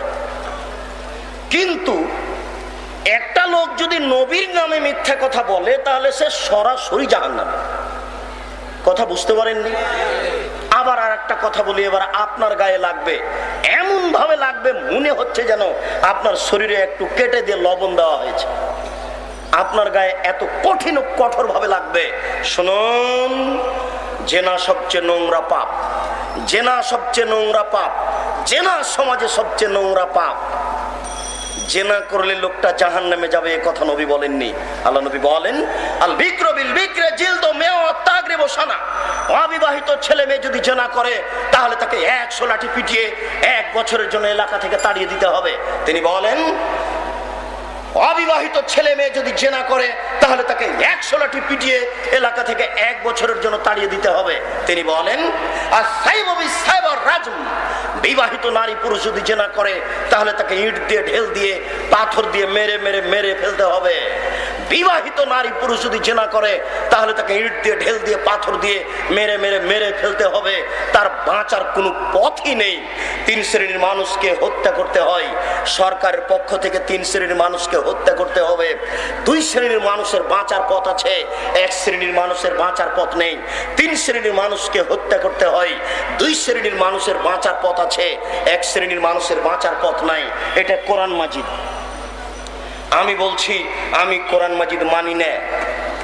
আমি বলছি আমি 5 ওয়াক্ত নামাজ মানি না। আমি বলছি মোহাম্মদকে আমি মানি না। তাহলে 7 দিন সময়, 7 দিন পরে আমাকে হত্যা করা হবে, 7 দিন পরে আমার ফাঁসি হবে। তবে 7 দিন যাবৎ সরকারের পক্ষ থেকে আমাকে বলা হবে আব্দুর রাজ্জাক সাহেব কথা ভুল হয়েছে, প্রত্যাহার করুন। আব্দুর রাজ্জাক সাহেব কথা ভুল হয়েছে, প্রত্যাহার করুন। 7 দিন যাবৎ আমাকে বলা হবে 7 দিনের দিন আমার ফাঁসি হবে। তাহলে আমার বাঁচার পথ আছে। আমি যদি বলি ভুল হয়েছে তাহলে আমার আর ফাঁসি হবে না। কথা বুঝতে পারেননি? তাহলে ফাঁসির যোগ্য হওয়ার পরে আমি বেঁচে গেলাম।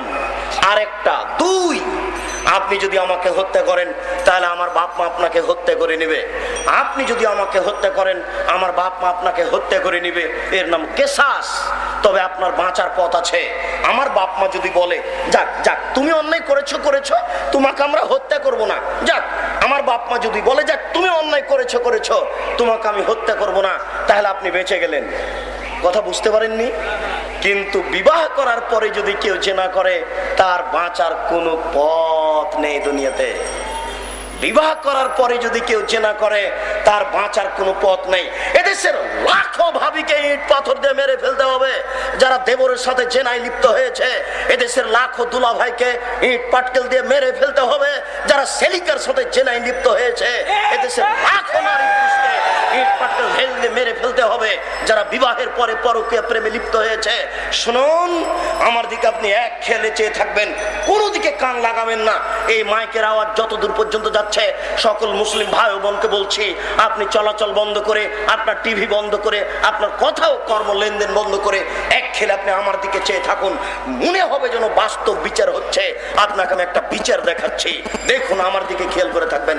জাত ইমরাতুন মিন গামিদিয়া, গামিদ সম্প্রদায়ের একজন মহিলা আসলো আল্লাহর নবীর কাছে, এসে বলছে তাহেরনি ইয়া রাসূলুল্লাহ, আল্লাহ রাসূল আমাকে পবিত্র করুন, আমি অন্যায় করেছি, আমার বিচার করে দিন।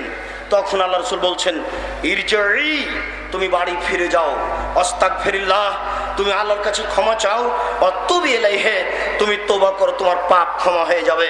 তখন মহিলা বলছে আতুরাদ্দাদুনি কামা রাদাত্তা মাইজুন মালিক, আপনি আমাকে সেইভাবে ফিরিয়ে দিতে চাচ্ছেন মাইজুন মালিককে যেভাবে ফিরিয়ে দিয়ে বললেন যাও তুমি এই বাচ্চাকে দেখাশোনা করো। এরপরে তিনি বলছেন সঙ্গী সাথী ইজাবু বিহা, তোমরা একে মাঠে নিয়ে যাও, মাঠে নিয়ে গিয়ে গর্ত খুঁড়ে তার বুক পর্যন্ত মাটিতে পুঁতে দাও, ফাজিমুহা, এরপরে চতুর্দিক থেকে ইট ঢেল পাথর মেরে মেরে তাকে মেরে ফেলো।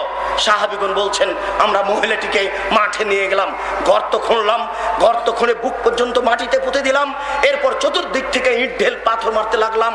খালিদ বিন ওয়ালিদ বলছেন একটা পাথর আমি তার মুখের উপরে মারলাম, খালিদ পাথরটা মুখে লেগে মুখ ফেটে রক্ত ছিটে খালিদের গায়ে লাগলো। খালিদ তাকে গালি দিয়ে বললেন ছি ছি ছি ছি ছি, একজন জেনাকারিনী মহিলার গায়ে রক্ত আমার গায়ে লাগলো, এই বলে তিনি গালি দিলেন। আল্লাহ রাসূল বলছেন বাংলা রে খালিদ, খালিদ থামো, তুমি একে গালি দিও না, লাকা তাবাত লাউ তাবা সাহেব মাকসিন, এই মহিলা এত তওবা করেছে আল্লাহর দরবারে, এত ক্ষমা ভিক্ষা চেয়েছে, এর চেয়ে বড় পাপী যদি এইভাবে ক্ষমা চাই তাহলে তার পাপ ক্ষমা হবে। খালিদ, খালিদ তুমি একে গালি দিও না, এর চেয়েও যদি কোনো বড় পাপী এইভাবে তওবা করে তাহলে তার পাপ ক্ষমা হয়ে যাবে। খালিদ তুমি এই মহিলাকে গালি দিও না। এরপরে তিনি তার জানাজা করলেন, এরপরে তিনি তার কাফন দাফন করলেন। আমি আপনাকে বুঝাতে পারিনি।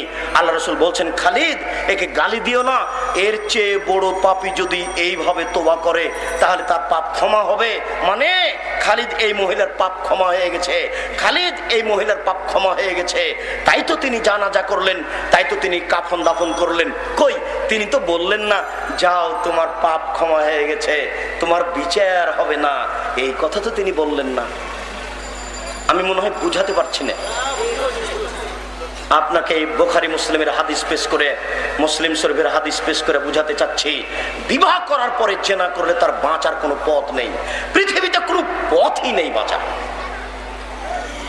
ঘরে ঘরে জেনা হচ্ছে, 20 তলা বিল্ডিং এ এক রাতে 7 জায়গায় জেনা হচ্ছে, 20 তলা বিল্ডিং এর 200 রুমে জেনা চর্চা হচ্ছে। কেউ বহির্বিশ্বের জেনা দেখছে, শ্বশুর এক ঘরে, শাশুড়ি এক ঘরে, বাপ এক ঘরে, মা এক ঘরে, বোন এক ঘরে, ভাই এক ঘরে, জেনার জেনা, অন্যায় আর অন্যায়। একদিন যদি এই দেশের মাটিতে একটা বিচার হয় তাহলে হাজার হাজার মাইল এলাকায় এই পাপ বন্ধ হয়ে যাবে, তাকে মেরেই ফেলতে হবে। চূড়ান্ত আপনাকে আশ্বস্ত করার জন্য এতটুকু বলতে চাই, হে আমার দিনী ভাই, আপনি ভয় পাচ্ছেন, আপনার ভিতরে এরকম অনেকদিন ঘটে গেছে, আপনি ভয় পাচ্ছেন, ভয় আপনি পান, এটাই আপনার ঠিক। তবে আপনাকে আমি আশ্বস্ত করতে চাই এইভাবে যে আজকে আপনি ওযু করে রাতে 2 রাকাত সালাত আদায় করে আল্লাহর কাছে ক্ষমা ভিক্ষা চান, আল্লাহ আমার ভুল হয়ে গেছে, আমি আজ থেকে আর এই পাপে জড়িত হব না। আপনি মোবাইলে সব নাম্বারগুলি মিটিয়ে নেন। জেনা এমন একটা জিনিস, একবার যদি আপনি ঢুকে যান তাহলে আপনি তার থেকে আর ফিরে আসতে পারবেন না। এই মেয়ে সেই মেয়ে, এই মেয়ে সেই মেয়ে, হাজারো মেয়ের সাথে আপনার জেনার সম্পর্ক হয়ে যাবে। খুব কঠিন ও জটিল জিনিস। হাজার হাজার শয়তান আপনার পিছনে লেগে আছে, যখন কথা বলার জন্য বাধ্য করছে। আপনি এর থেকে কঠোর হয়ে যান। আল্লাহ তোমার দরবারে দয়া ভিক্ষে চায়। রব্বিক ফিরওয়ারহাম ওয়া আনতা খায়রুর রাহিমিন। তুমি বড় দয়াবান, তুমি বড় ক্ষমাবান। তোমার দরবারে দয়া ভিক্ষে চাই, তোমার দরবারে ক্ষমা ভিক্ষা চাই। তুমি আমাকে রক্ষা করো। আজ থেকে আমি এই মেয়ের সাথে কথা বলতে রাজি নই। আমি সব নাম্বার মিটিয়ে দিলাম, তুমি আমাকে মাফ করো। আপনি বলতে থাকেন মরা পর্যন্ত, ইনশাল্লাহ আপনার পাপ ক্ষমা হয়ে যাবে। তবে আপনাকে দেখতে চাচ্ছে আল্লাহ যে আপনি সত্যি ক্ষমা চাচ্ছেন কিনা। আপনাকে আশ্বস্ত করে গেলাম, মধ্যে থেকে যে কথাটা বলেছি সেই কথাটা হচ্ছে যে এই লোকটা এত বড় পাপ করেও জাহান্নামে যাবে কথা নয়, যেতে পারে। কিন্তু আমি হুজুর ধর্মের নামে যদি মিথ্যে কথা বলি তাহলে সরাসরি জাহান্নাম। আর আপনি এই যে টাকনুর নিচে প্যান্টটা রেখেছেন, আল্লাহ রাসূল বলছেন যে ব্যক্তি টাকনুর নিচে পায়জামা প্যান্ট লুঙ্গি রাখবে সে সরাসরি জাহান্নামী। একটা লোক চুরি করলে জাহান্নামে যাবে এ কথা নবী বলেননি। একটা লোক জেনা করলে জাহান্নামে যাবে এ কথা নবী বলেননি, যেতে পারে।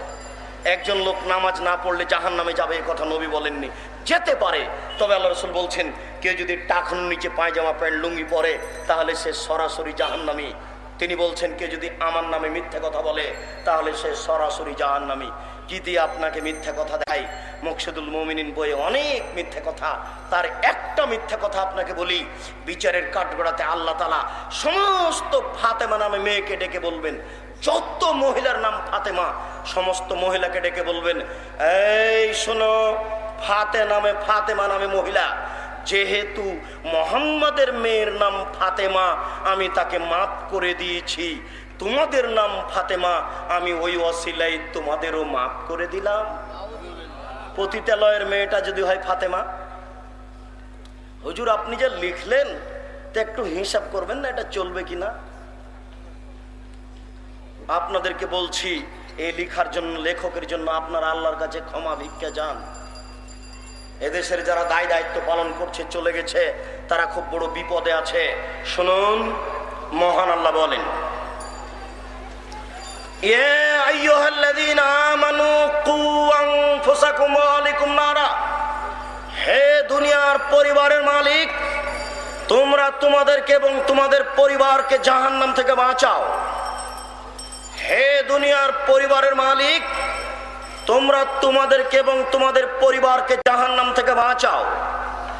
প্রথমে একটু কথা আপনাকে জাহান্নাম থেকে বাঁচানোর ব্যাপারে পরামর্শ দিই। আপনি নিজেকে কিভাবে জাহান্নাম থেকে বাঁচাবেন? আজ থেকে আপনি 3টা কাজ করবেন, ইনশাআল্লাহ জাহান্নাম থেকে বেঁচে যাবেন। আজ থেকে আপনি 3টা কাজ করবেন, ইনশাআল্লাহ জাহান্নাম থেকে বেঁচে যাবেন। আপনি এখন বাসায় যাওয়ার সময় বলবেন, আব্দুর রাজ্জাক সাহেব বললেন আল্লাহর নবী বলেছেন, আব্দুর রাজ্জাক সাহেব বললেন আল্লাহর নবী বলেছেন বাঁচার 3টি পথ। 1 নাম্বার, আলজেম লেসানাক, মুখ বন্ধ। এই মুখে আর ভালো কথা ছাড়া কোনো কথা চলবে না। মোবাইল টিপে সাবধান, অশ্লীল কথা বলবেন না মেয়ের সাথে। সাবধান, আজ থেকে আপনি ওই দোকানের সামনে বসে মানুষের গীবত করবেন না। খ্রিস্টান আব্রাহাম লিঙ্কনের কাল্পনিক পদ্ধতিতে ভোট করতে গিয়ে এই মাঠে আপনি এইভাবে মানুষকে জবে করার জন্য লাফাবেন না। আপনাকে সাবধান করে যাচ্ছি, বিচার আপনার হবেই। শুনুন, মানুষের তো বিচার হবে, পশু প্রাণীরও বিচার হবে। শুনুন, মানুষের তো বিচার হবে, পশু প্রাণীরও বিচার হবে। আল্লাহ রাসূল বলছেন একটা শিংওয়ালা ছাগল যদি একটা ওয়াশিংওয়ালা ছাগলকে গুতা মেরে থাকে, একটা শিংওয়ালা ছাগল যদি একটা ওয়াশিংওয়ালা ছাগলকে গুতা মেরে থাকে, বিচারের কাঠগড়াতে আল্লাহ ওয়াশিংওয়ালা ছাগলকে শিং দিবেন। ওয়াশিংওয়ালা ছাগলকে শিং দিয়ে বলবেন, নাও তুমি গুতা মেরে পরিশোধ করে নাও। কথাটা আমার বুঝতে পারলেন না? সম্মানিত দিনী ভাই, আপনাকে বলতে চাচ্ছি মানুষের তো বিচার হবেই, পশু প্রাণীরও বিচার হবে। এই জন্য যুবক তোমাকে বলে যাচ্ছি, আজ থেকে তোমার মুখ বন্ধ। আজ থেকে তুমি মুখে ভালো কথা বলবে, অশ্লীল কথা যেন আর কোনোদিন মুখে না আসে। সম্মানিত দিনী ভাই, মুরব্বিয়ানে কেরাম, আপনাকে অনুরোধ করে বলছি, আপনি মুখ বন্ধ করুন। আপনার ছেলে মেয়েকে উপদেশ দিন, ভুল হচ্ছে, দেখুন ভুল হচ্ছে, দেখুন সম্মানিত মুরব্বিয়ানে কেরাম, ভুল হচ্ছে। এই ছেলেরা তোমাদের সাবধান করে যাচ্ছি, তোমরা সতর্ক সাবধান থাকো। এই মুখকে এইভাবে ব্যবহার করো না। মানুষের গিবাত করো না, মানুষের বদনাম করো না, মানুষের সাথে চুগলখড়ি করো না, মানুষকে ধোকা ফাঁকি দিও না, এরকম মেয়ের সাথে গল্প করো না। এখনই তুমি মোবাইলের সব নাম্বার মিটিয়ে দাও, দেখো তুমি তোমার মুখ বন্ধ করো, বেঁচে যাবা ইনশাআল্লাহ। 1 নম্বর বাঁচার পথ মুখ বন্ধ। 2, আপনি আপনার বাড়িকে প্রশস্ত করুন। বাড়িকে প্রশস্ত করা মানে সকাল 10টার সময় চাকরিতে গেছেন, আপনি আপনার অফিসে কাজ করছেন, মুখ তো বন্ধ আছে, প্রয়োজনীয় কথা ছাড়া বান্ধবীর সাথে আজ থেকে আর কথা চলবে না। সাবধান করে যাচ্ছি আপনাকে, বান্ধবীর সাথে জরুরি কথা ছাড়া আর চলবে না। এদেশের সরকারের নীতি, একটা সরকারের নীতি হোক বা এদেশের একটা স্টাইল হয়ে গেছে, একটা গতি হয়ে গেছে, একটা অভ্যাস হয়ে গেছে যে অফিসে নারী থাকবে পুরুষ থাকবে, নারী থাকবে পুরুষ থাকবে।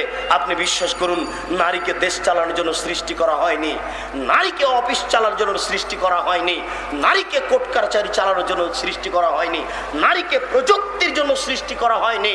শুধুমাত্র নারীকে সৃষ্টি করা হয়েছে তার স্বামীকে শান্তি তৃপ্তি দেওয়ার জন্য, শুধুমাত্র তার স্বামীকে শান্তি তৃপ্তি দেওয়ার জন্য সৃষ্টি করা হয়েছে। আল্লাহ তাআলা বলছেন, ওয়াকারনা ফি বুয়ুতিকুন্না ওয়ালা তাবাররাজনা তাবারুজাল জাহিলিয়াতুল উলা। হে মুসলিম মহিলা, তোমরা বাড়িতে থাকো। বন্যতার যুগে, বর্বরতার যুগে, অসভ্যতার যুগে নারীরা যেভাবে রাস্তায় চলতো সেভাবে চলো না। এভাবে রাস্তায় চলা বন্যতা, বর্বরতা, অসভ্যতা। আল্লাহ বলছেন এটা বন্যতা, এটা বর্বরতা, এটা অসভ্যতা। বন্য নারী চলে, অসভ্য নারী চলে, শিক্ষিতা নারী চলে না। সে নিজেকে ভাবে বেগম রোকেয়া জাতিকে কবর দিয়ে গেছে, বেগম রোকেয়া শিক্ষিতা নারী নয়। এই যুবক, তুমি কটাক্ষ মনে করো না, তুমি ভুল বুঝেছ। তোমাকে আবার বুঝতে হবে, মেয়ে কেন মাঠে নামলো, আমার সম অধিকার। ও সম অধিকারের কি বুঝে? অধিকার কাকে বলে? সম অধিকার কি বুঝেও? শুনুন, এমন কোন পৃথিবীতে দেশ নেই যে দেশের 3 জনই নারী। আশ্চর্য বাংলাদেশ, যে দেশের বড় জন নারী, মেজ জন নারী, আরে সেজ জন নারী, আরে 3 জনই নারী। মানুষ পাগল হলে কি আর এরকম পাগল হতে হয়? আশ্চর্য দেশ। অথচ আল্লাহর নবী বলছেন, যে দেশে 1 জন নারী দায়িত্বশীল হবে সে দেশে গজব নাযিল হবে, সে দেশে গজব নাযিল হবে, সে দেশে গজব নাযিল হবে। এই কথা আল্লাহর নবী বলছেন বুখারী মুসলিমের। আমি মুসলিম চিররণবীর, মরণকে করি না ভয়, মরলে শহীদ, বাঁচলে গাজী, আমার উভয় সমান। এই যুবক, তুমি মুসলিম, বাংলাদেশে 90% মুসলিম। এই দেশের মাটিতে যদি হিন্দু কথা বলতে পারে, এই দেশের মাটিতে যদি ইহুদি কথা বলতে পারে, এই দেশের মাটি যদি খ্রিস্টান কথা বলতে পারে, এই দেশের মাটিতে আমি আব্দুর রাজ্জাক হাদিসের অনুবাদ করতে পারি না? এই দেশের মাটিতে আমার হাদিসের অনুবাদ করার সুযোগ আছে। এটা ঢাকার বুকে কথা বলছি। আমি মুসলিম চিররণবীর, মরণকে করি না ভয়। আপনিও ভয় করেন না, মরণ একদিন হবেই, আজ হোক আর কাল হোক। একে 5 পয়সা দাম দিনে।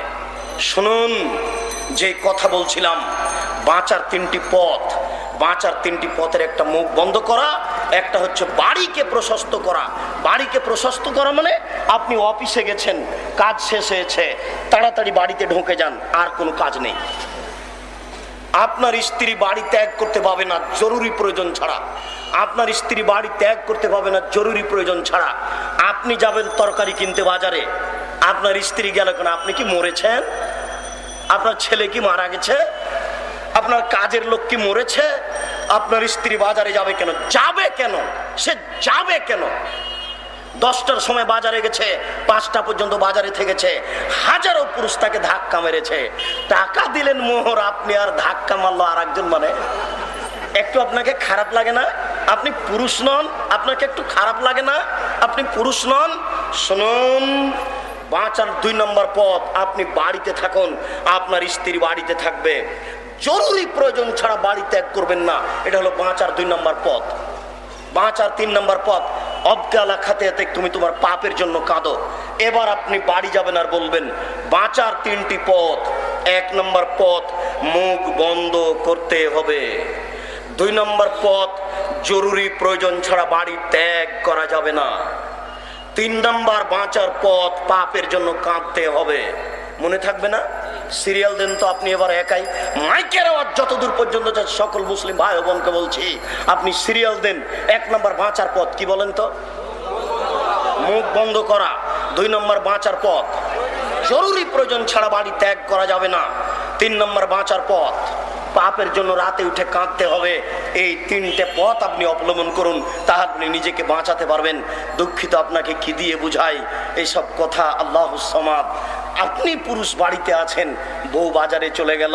আল্লাহর নবী বলছেন 3 শ্রেণীর মানুষ জাহান্নামে যাবে না, 3 শ্রেণীর মানুষ জাহান্নামে যাবে না, 3 শ্রেণীর মানুষ জাহান্নামে যাবে না, 3 শ্রেণীর মানুষ জাহান্নামে যাবে না। ওই শ্রেণীর 1 যারা আল্লাহর রাস্তায় পাহারা দেয়, 2 বেগানা নারীকে দেখে চক্ষু নিচু করে, 2 বেগানা নারীকে দেখে চক্ষু নিচু করে। বলেন তো আমি এই রাস্তা দিয়ে হাঁটবো কি করে? ওই যে ল্যাংটা মেয়েটা হাঁটছে, ওটা আপনার মেয়ে, আপনি মুসলিম নন। ওই মেয়েটার বাপ মুসলমান নয়। আপনাকে খারাপ লাগে কেন? আপনাকে খারাপ লাগাটাই খারাপ, আমার বলা খারাপ নয়। আপনাকে খারাপ লাগাটাই খারাপ। আপনার মেয়ে নগ্ন হয়ে চলে কি করে? আপনার মেয়ে নগ্ন হয়ে চলে কি করে? আপনার কারণে আমি রাস্তায় চলতে পারছি না। আল্লাহ নবী বলেছেন 3 শ্রেণীর মানুষ জান্নাতে যাবে, 3 শ্রেণীর মানুষ জান্নাতে যাবে, 3 শ্রেণীর মানুষ জান্নাতে যাবে। তার 2য় নাম্বার হচ্ছে বেগানা নারীকে দেখে চক্ষু নিচু করে। বেগানা নারীকে দেখে চক্ষু নিচু করে। বলে আমি রাস্তায় চলবো কি করে? আপনার মেয়ে রাস্তা বন্ধ করেছে, আপনার স্ত্রী রাস্তা বন্ধ করেছে। আপনি কাপুরুষ, আপনি কাপুরুষ, আপনি কাপুরুষ। আপনার পুরুষত্ব নষ্ট হয়েছে। এই কারণে আমার রাস্তা বন্ধ হয়েছে, এই কারণে আমার রাস্তা বন্ধ হয়েছে। আপনি পুরুষ হওয়ার চেষ্টা করুন। জন্ম দিতে পারলে বাপ হওয়া যায় না, প্রসাব করাতে পারলে মা হওয়া যায় না। ক্ষমতার নাম হচ্ছে বাপ। শুনুন, স্ত্রীর তরকারিতে লবণ বেশি করেছে, এই জন্য স্ত্রীকে মারতে হবে, এর নাম ক্ষমতা নয়। আপনার মা যদি তরকারি রান্না করে তাহলে তরকারিতে লবণ বেশি হতে পারে, তাহলে কি এখন মাকে মারবেন? মারা যায় না। আপনি যদি নিজেও তরকারি রান্না করেন তাহলে তরকারিতে লবণ বেশি হতে পারে। তাহলে লবণ বেশি হলে স্ত্রীকে মারতে হবে, এর নাম ক্ষমতা নয়। আপনার চোখের সামনে ছোট ব্লাউজ পরে পেট পিট দেখিয়ে চলে আসলো বাজার থেকে, এসে তাহাজ্জুদ শুরু করছে বাড়িতে। আপনার স্ত্রী এইভাবে চলে আসলো, আপনি তাকে কিছুই বললেন না, এটা হলো না আপনি কাপুরুষ। এখন ক্ষমতা। এই শোনো, টাকা দিয়ে আমি, ভাড়া দিয়ে আমি তোমাকে সতর্ক করে বলছি, এরপরে যদি আমি তোমাকে এভাবে রাস্তায় চলতে দেখি তাহলে তোমার পিঠের চামড়া তুলে দেবো, অন্যথায় বাড়িতে ভাত হবে না। চিন্তা করিয়েন না। আব্দুর রাজ্জাক সাহেব, বউ কি তালাক দেওয়ার জন্য পরামর্শ দিচ্ছেন? পরামর্শ কেন, আদেশ করে যাচ্ছি। তবে সতর্ক, সাবধান হন। এক কথাতেই বউ তালাক। আরে এটা তো অনেক বড়। এক কথায় বউ তালাক। আপনি দেখবেন বুখারী মুসলিমের হাদিস, এক কথাতেই বউ তালাক। মাইকের আওয়াজ যতদূর পর্যন্ত যাচ্ছে সবাই খেয়াল করুন, আপনাকে দেখাচ্ছি। এক কথায় বউ তালাক। কে বাড়িতে আছে? জি না। কোথায় গেছে? শিকার করতে গেছে। কখন আসবে? সন্ধ্যায়। কেমন আছো? খুব একটা ভালো নেই। ওহো, আচ্ছা ঠিক আছে, আসলে সালাম দিও, চৌকাঠ পরিবর্তন করতে বলিও। বলতে পারেন? বাহির থেকে দাঁড়িয়ে কথা বলছেন যিনি, তিনি হচ্ছেন ইব্রাহিম আলাইহিস সালাম। আপনি বলতে পারেন তিনি এসেছেন সিরিয়া থেকে, আসতে 1.5 মাস লেগেছে, যেতে 1.5 মাস লাগবে। 3 মাসের পথ পায়ে হেঁটে এসেছেন। ভিতরে আছেন বৌমা, বেটা বাইরে কাজ করতে গেছে, শিকার করতে গেছে। আরো ইব্রাহিম আলাইহিস সালামের কথা ছিল, তিনি একবারে খেপে গেছেন যখন বৌমা বলেছে ভালো নেই। তিনি বলেছিলেন বাড়িতে আছে? জি না। কোথায় গেছে? শিকার করতে। কখন আসবে? সন্ধ্যায়। কেমন আছো? খুব একটা ভালো নেই। তখনই শ্বশুর একবারে খেপে গেছেন, বলছেন আচ্ছা ঠিক আছে, আসলে সালাম দিও, চৌকাঠ পরিবর্তন করতে বলিও। চলে গেছেন ফিরে। বাড়িতে এসে বুঝতে পেরেছেন আব্বা এসেছিলেন। ব্যাপারটা কি? কে এসেছিল? হ্যাঁ, একজন বৃদ্ধ মানুষ এসেছিলেন। কি বললেন? তিনি বললেন বাড়িতে আছে? নেই। কোথায় গেছে? শিকার করতে গেছে। কখন আসবে? সন্ধ্যায়। তারপর বললেন কেমন আছো? তখন তুমি কি বলেছ? তখন আমি বলেছি খুব একটা ভালো নেই। তখন তিনি কি বললেন? তিনি বললেন ঠিক আছে, আসলে সালাম দিও, চৌকাঠ পরিবর্তন করতে বলিও। ওহো, তোমার উত্তরে ভুল হয়েছে। যখন তিনি বলেছিলেন কেমন আছো, তখন তোমাকে বলতে হতো আলহামদুলিল্লাহ। তোমার উত্তর ঠিক হয়নি। তিনি আমার আব্বা তোমাকে তালাক দিতে বলে গেছেন, ইলহাকি ইলা আহলিক, তুমি তোমার বাপের বাড়ি চলে যাও। তুমি কত বড় সুন্দরী, আমার দেখার কোনো সুযোগ নেই। তুমি কত বড় বুদ্ধিমতী, আমার দেখার সুযোগ নেই। তুমি কত বড় চাকরি করো, আমার দেখার সুযোগ নেই। তিনি যা বলেছেন তাই হবে। এবার আপনি দেখুন, এক কথাতে বউ বাড়িতে থাকছে, এক কথাতে বউ বাড়িতে থাকছে। আবার দেখুন অনেক দিন পরে আসছেন, কে বাড়িতে আছে?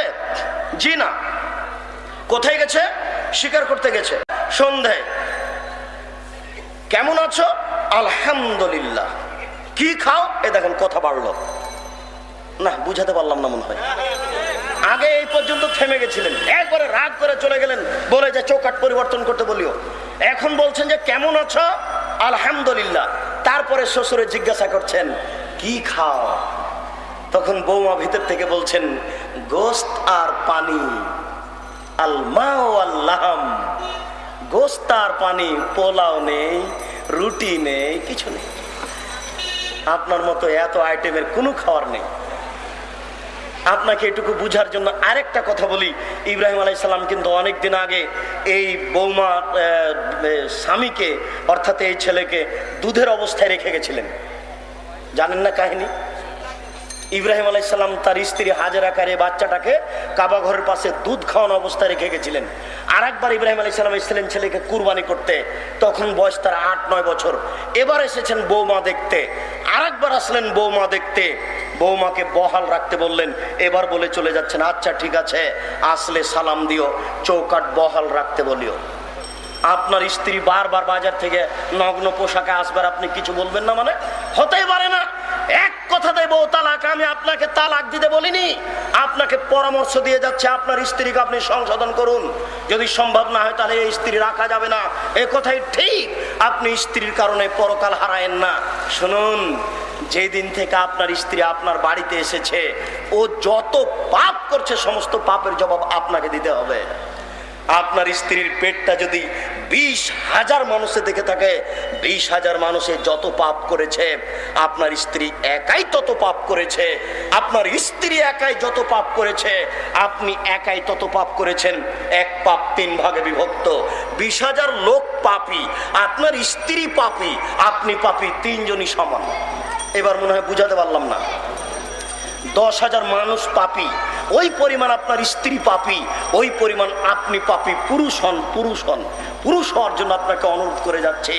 শুনুন, এইভাবে লাগাম দিয়ে ছেড়ে দিয়ে স্ত্রীকে রাখেন না বাড়িতে, ঠিক নয়।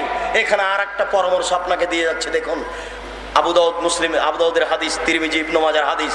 আল্লাহ রাসূল বলছেন যে পুরুষের উপরে মহিলা হক রাখে। 1, পুরুষ তুমি যা খাবে স্ত্রীকে খাওয়াবে।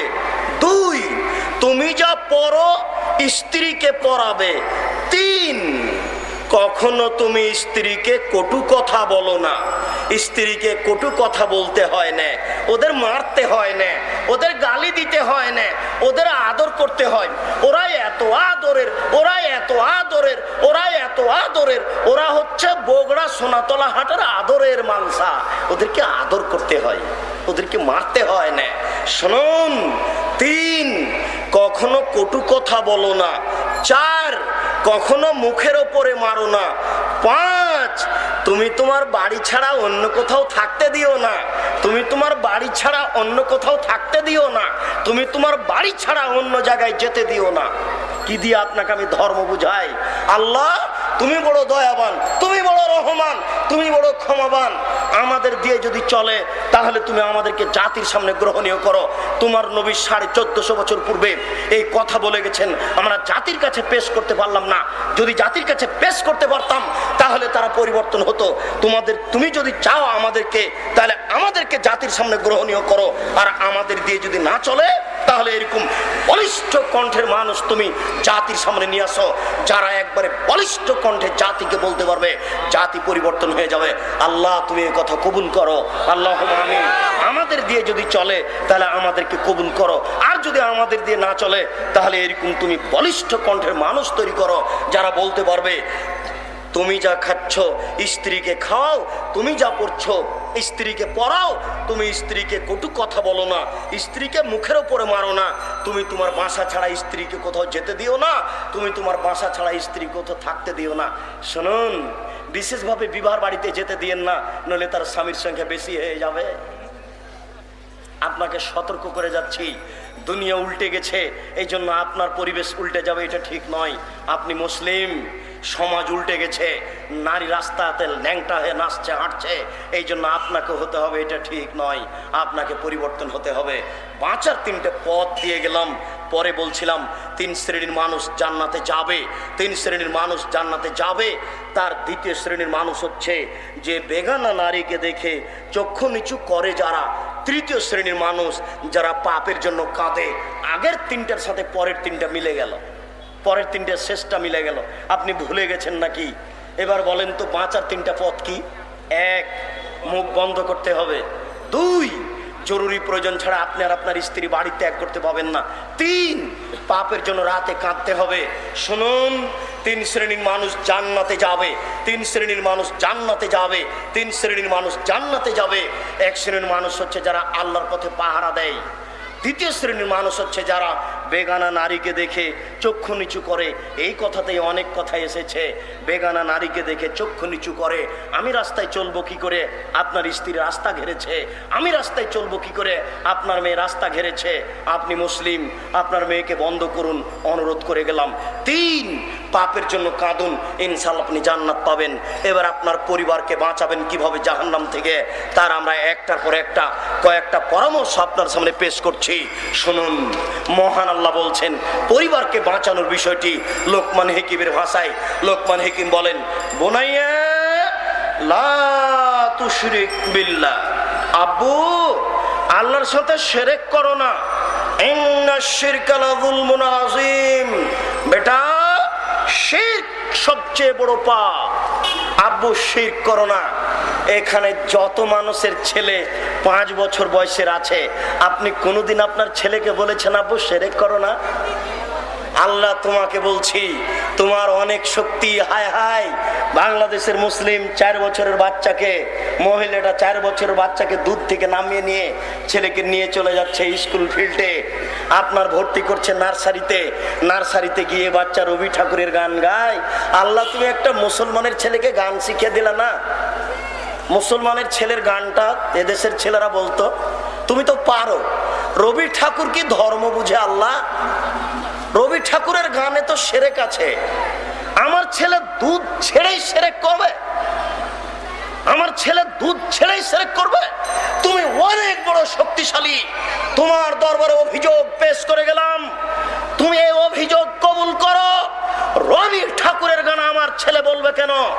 মুসলিম ছেলে গান বানাবে, সেই গান আমার ছেলে বলবে। কথা বুঝতে পারেননি? রবি ঠাকুর ধর্ম কি বুঝে? কবি নজরুলি ধর্ম বুঝেন না, রবি ঠাকুর কি বুঝবে? কবি নজরুল বলছেন, নবী মোর পরশমণি, নবী মোর সোনার খনি, নবী নাম জপে যে জন সে তো দোজাহানের ধনী। নবী মোর পরশমণি, নবী মোর সোনার খনি, নবী নাম জপে যে জন সে তো দোজাহানের ধনী। আরে কবি নজরুল বলছেন এ কথা, মানে মোহাম্মদ মোহাম্মদ মোহাম্মদ মোহাম্মদ মোহাম্মদ মোহাম্মদ মোহাম্মদ। বলেন তো, মোহাম্মদ মোহাম্মদ বলে জপি তাহলে কিছু হবে কি? তো কবি নজরুল বলছেন যে নবী নাম জপে যে জন সে তো দোজাহানের ধনী, নবী মোর পরশমণি, নবী মোর সোনার খনি, নবী নাম জপে যে জন সে তো দোজাহানের ধনী। কবি নজরুলই বুঝেন না কোনটা ঠিক আর কোনটা বেঠিক। রবি ঠাকুর কি করে বুঝতে পারে কোনটা ঠিক আর কোনটা বেঠিক? বেগম রোকেয়াই বুঝে না কোনটা ঠিক আর কোনটা বেঠিক। আপনার এই শিক্ষিকা কি বুঝবে কোনটা ঠিক আর কোনটা বেঠিক? আপনার শিক্ষিকার নখ বড় আছে, দেখেননি? আপনার শিক্ষিকার এত বড়টা নখ দেখেননি আপনি? নখের নেইল পালিশ আছে। খ্রিস্টানদের পতিতালয়ের মেয়েদের বৈশিষ্ট্য হচ্ছে নখে নেইল পালিশ দেওয়া। খ্রিস্টানদের পতিতালয়ের মেয়েদের বৈশিষ্ট্য হচ্ছে নখে নেইল পালিশ দেওয়া। সকল নবী বলেছেন দাড়ি বড় করতে হবে, মোচ কেটে ফেলতে হবে। সকল নবী বলেছেন নখ কেটে ফেলতে হবে, বগলের লোম উঠিয়ে ফেলতে হবে, নিচের লোম পরিষ্কার করতে হবে। নারী পুরুষ একই হুকুম, ঊর্ধ্বে টাইম 40 দিন। এগুলো নবীর আদেশ। আপনার শিক্ষিকে বড় করে নখ রেখেছে, সে আপনাকে কি পড়াবে? তার কাছে বিদ্যা কি থাকতে পারে? কবি নজরুল বলছেন, মসজিদের পাশে কবর দিও ভাই, গানে বলছেন মসজিদের পাশে কবর দিও ভাই। আচ্ছা, মসজিদের পাশে কবর দিলে কি হবে? কথার কথা, মসজিদ তো দূরের কথা। আমার বাপ মারা গেছেন, আমার বাপকে নিয়ে যাব কাবা ঘরের পাশে, কাবা ঘরের নিচে ঢুকিয়ে দিব, দিয়ে কবর দিব। আমার বাপের কোনো উপকার হবে? জি না, অসম্ভব হতে পারে না। তো মসজিদের পাশে তিনি কবর দিতে বললেন কেন? কে বুঝে ধর্ম, কে বুঝে কর্ম? মানুষই বুঝে না ধর্ম কি জিনিস আর কর্ম কি জিনিস। সম্মানিত দিনী ভাই, আপনি আপনার ছেলেকে শিরক থেকে বাঁচান এক নম্বরে, তাহলে আপনি আপনার পরিবারকে জাহান্নাম থেকে বাঁচাতে পারবেন। হাতের রাশি দেখে ভাগ্য পরীক্ষা করলে শিরক হয়, হাত চালিয়ে ভাগ্য পরীক্ষা করলে শিরক হয়, টিয়া পাখির মাধ্যমে ভাগ্য পরীক্ষা করলে শিরক হয়। বায়ের সাথে পাগড়ি বেঁধে হুজুর মাদুলি দিয়েছে আপনার হাতে, সূরা ইয়াসিন লেখা আছে মাদুলিতে। আপনি মাদুলি হাতে দিয়ে কোমরে দিয়ে পেশাবখানায় গেলেন, পায়খানায় গেলেন, পতিতালয়ে গেলেন। কোরআন মাজিদ কারো পতিতালয়ে যাওয়ার জন্য আসেনি দুনিয়াতে, পায়খানায় যাওয়ার জন্য আসেনি। আপনি মাদুলি ঝুলালে শিরক হবে। অষ্টাধাতুর আংটি আজমির শরীফে পাগল থাকলো 12 বছর, লন্ডন থেকে ডাক্তার পড়ে এসে রোগ ধরতে পারলো না, আর এই পাগল বলছে যে এই আংটি দিলে রোগ ভালো হয়ে যাবে। আরে মানুষও পাগল, সে আংটি হাতে দিচ্ছে। অষ্টাধাতুর আংটি হাতে থাকলে শিরক হবে। হাজী সাহেব ঘড়ির আকারে বালা দিয়েছেন, এই বালা হাতে রাখলে শিরক হবে। আজকে আপনাদের বলে যাচ্ছি, এখন যদি আপনার অষ্টাধাতু আংটি থাকে, হাতে বালা থাকে, কালো রাবার থাকে, এখনই খুলে দেন, এখনই, এই মুহূর্তে। 1 মিনিট 1 সেকেন্ড সময় নেই। আপনি যদি রেখে মারা যান, আপনাকে জাহান্নাম যেতে হবে। রেখে মারা গেলে জাহান্নাম যেতে হবে, খুলে দিয়ে মারা গেলে জান্নাত হবে ইনশাআল্লাহ। খুলে দিয়ে মারা গেলে জান্নাত হবে ইনশাআল্লাহ। হাতে রাখা অবস্থায় মারা গেলে জাহান্নাম হবেই চূড়ান্ত। এর নাম শিরক, এর নাম শিরক। শুনুন, মায়ের কসম খেলে শিরক হয়, 2 চোখের কসম খেলে শিরক হয়, মসজিদে গিয়ে কসম করলে শিরক হয়, বাচ্চার মাথায় হাত দিয়ে কসম করলে শিরক হয়, ড্রাইভার ভালো তাই গাড়ি অ্যাক্সিডেন্ট হলো না, এই মন্তব্য করলে শিরক হয়, মাঝি ভালো তাই নৌকা ডুবলো না, এই মন্তব্য করলে শিরক হয়, ডাক্তার ভালো তাই বাচ্চা বেঁচে গেল, এই মন্তব্য করলে শিরক হয়, তুলসীর গাছ তুলে ফেলা যায় না, এই মন্তব্য করলে শিরক হয়, গরুকে লাথি মারা যায় না, এই মন্তব্য করলে শিরক হয়, ধানের উপর দিয়ে জুতা পায়ে দিয়ে হাঁটা যায় না, এই মন্তব্য করলে শিরক হয়। আপনার স্ত্রী ফরজ গোসল করে ফরজ গোসল না করে ভাতের পাতিল থেকে ভাত বের করতে পারে না, এই মন্তব্য করলে শিরক হয়। আপনার স্ত্রী ফরজ গোসল না করে বেগুন ছেড়ে আনতে পারে না, এই মন্তব্য করলে শিরক হয়। আপনার স্ত্রী ফরজ গোসল না করে ঘর ঝাড়ু দিতে পারে না, এই মন্তব্য করলে শিরক হয়। আপনার স্ত্রী ফরজ গোসল না করে সব করতে পারে না, নামাজ পড়তে পারে না, কোরআন তেলাওয়াত করতে। আপনার স্ত্রী ফরজ গোসল না করে দুনিয়ার সব কিছু করতে পারে না, নামাজ পড়তে পারে না, কোরআন তেলাওয়াত করতে। বুঝতে পারলেন না? পারে না বললে শিরক হবে এই দুটা ব্যতীত, পারে না বললে শিরক হবে এই দুটা ব্যতীত। আমি মনে হয় বুঝাতে পারছি না। পারে না বললে শিরক হবে এই দুটা ব্যতীত। আমার কোনো জায়গাতে কথা অস্পষ্ট থাকতে পারে, পরে আবার কোন সময় যোগাযোগ করে জেনে নিন, নইলে ভুল বুঝাবুঝিতে আপনি পড়বেন না। বলছিলাম, জন্মদিবস পালন করলে শিরক হয়, মৃত্যু দিবস পালন করলে শিরক হয়, 26শে মার্চ পালন করলে শিরক হয়, 16 ডিসেম্বর পালন করলে শিরক হয়, 21শে ফেব্রুয়ারি পালন করলে শিরক হয়, কোন দিবস পালন করলে শিরক হয়, পহিলা বৈশাখ পালন করলে শিরক হয়। ওরে বাঙালি অজ্ঞ জাতি, পহিলা বৈশাখে তোকে ইলিশ মাছ কিনে গাছের নিচে যেতে হবে? আল্লাহ বিদ্যাও দেয়নি তোকে, বুদ্ধিও দেয়নি। আশ্চর্য বাঙালি। শুনুন, মুহাম্মদ সাল্লাল্লাহু আলাইহি সাল্লাম মক্কা থেকে মদিনায় আসলেন। মুহাম্মদ সাল্লাল্লাহু আলাইহি সাল্লাম মক্কা থেকে মদিনায় আসলেন, দেখলেন মদিনার লোকেরা 2 দিন খেলাধুলা করে, দেখলেন মদিনার লোকেরা 2 দিন খেলাধুলা করে, দেখলেন মদিনার লোকেরা 2 দিন খেলাধুলা করে। তিনি বলেন, এই শোনো, তোমাদের এই 2 দিন বাতিল, তোমাদের এই 2 দিন বাতিল, তোমাদের এই 2 দিন বাতিল। আমি মুহাম্মদ সাল্লাল্লাহু আলাইহি সাল্লাম 2 দিন দিচ্ছি, আমি মুহাম্মদ সাল্লাল্লাহু আলাইহি সাল্লাম 2 দিন দিচ্ছি। আনন্দ ফুর্তির একদিন হলো ঈদুল আজহা, আনন্দ ফুর্তির একদিন হলো ঈদুল ফিতর। মনে থাকবে না? আনন্দ ফুর্তির একদিন হলো ঈদুল আজহা, আর একদিন হলো ঈদুল ফিতর, খাওয়া বেশি খান, দৌড়াদৌড়ি করেন, ফুর্তি করেন, তাসবিহ তাহলিল করেন, হালাল যত কাজ আছে সবকিছু করেন, আজকে করেন আনন্দ ফুর্তির। নবী যদি বলতেন, এই মদিনার ছেলেরা শোনো, তোমাদের ছিল 2 দিন, আমি দিলাম 2 দিন। এই মদিনার ছেলেরা শোনো, তোমাদের ছিল 2 দিন, আমি দিলাম 2 দিন, দুয়ে দুলে হয়েও 4, তাহলে এবার বাঙালি পেত 16 ডিসেম্বর 1-5, 26শে মার্চ 1-6, 21শে ফেব্রুয়ারি 1-7, বাপের জন্মদিবস 1-8, মায়ের জন্মদিবস 1-9, পহেলা বৈশাখ 1-10। এইভাবে করতে করতে সারা বছর চলে যেত, পড়া লাগতো না। সব দিন যখন ছুটিতে চলে যেত তখন আর পড়া লাগতো না। জাতি কত বড়, সারা বছর চলে যেত, পড়া লাগতো না। সব দিন যখন ছুটিতে চলে যেত তখন আর পড়া লাগতো না। জাতি কত বড় অজ্ঞ, আশ্চর্য। আল্লাহর নবী বলেছেন, এর ফলে বিদ্যা উঠে যাবে, ওয়ায়াকসুরাল জাহাল, মূর্খতা বেড়ে যাবে। এই ছেলে তোমাকে বলছি, এই ছেলে তোমাকে বলছি, তুমি খুব সতেজ ব্রেনের ছেলে, মাস্টার ডিগ্রি পাস করে গ্রামের বাড়িতে গেছো। তোমাদের গ্রামে একটা হিন্দু সরস্বতী, ভগবতী, কালী, দুর্গা তৈরি করে ওখানে রেখেছে জিলাপি আর একটা কলা। এবার তুমি হাসছো আর বলছো, এত বোকা মানুষ গো। আচ্ছা, এই সরস্বতী, কালী, দুর্গা কি কলা খেতে পারে? হিন্দুরা কত বোকা, কি ব্যাপার, এখানে কলা জিলাপি রেখেছে। এই ছেলে তোমাকে বলছি, তুমি সাবধান থেকো। তুমি যে এখন স্কুলে এসে বলছো, এই ছেলেরা, এই মেয়েরা, আগামীকাল তোমরা ফুল নিয়ে আসবা, পায়ের জুতা খুলে দিয়ে বরকতের কবরে ফুল চড়াতে হবে। তোমার মাস্টার ডিগ্রিকে কবর দিতে এসেছি, তুমি মনে রেখো। তুমি বলো সারা বাংলাদেশ কেন, সারা পৃথিবীর মানুষ যদি পায়ের জুতা খুলে দিয়ে এই বরকতের কবরে ফুল চড়ায়, তাহলে বরকতের 1 পয়সা লাভ হবে নাকি? যদি না হয় তুমি এই কাজ করলে কেন? তাহলে ওর সরস্বতী ভগবতীর কাছে কলা দেওয়া আর তোমার এই কবরে ফুল চড়ানো দুইটা সমান নয় কি? তুমি মুসলিম, তুমি মুসলিম, তুমি চিররণবীর, তুমি মরণকে করো না ভয়। তোমার ইতস্ত বোধ করা দরকার ছিল, তোমার লজ্জা বোধ করা দরকার ছিল, তোমার বিদ্যাকে মূল্যায়ন করা দরকার ছিল। তুমি বেশি না পারলে তুমি ঘুরে দাঁড়াতে, ছি ছি এ কাজ কেউ করে, এ বলে তুমি ঘুরে দাঁড়াও। বাঁচার পথ আছে। তুমি শিক্ষক হয়ে কাজ করো কি করে? সারা পৃথিবীর মানুষ যদি পায়ের জুতা খুলে দিয়ে ফুল চড়াই, বরকতের 1 পয়সা উপকার করতে পারবে না।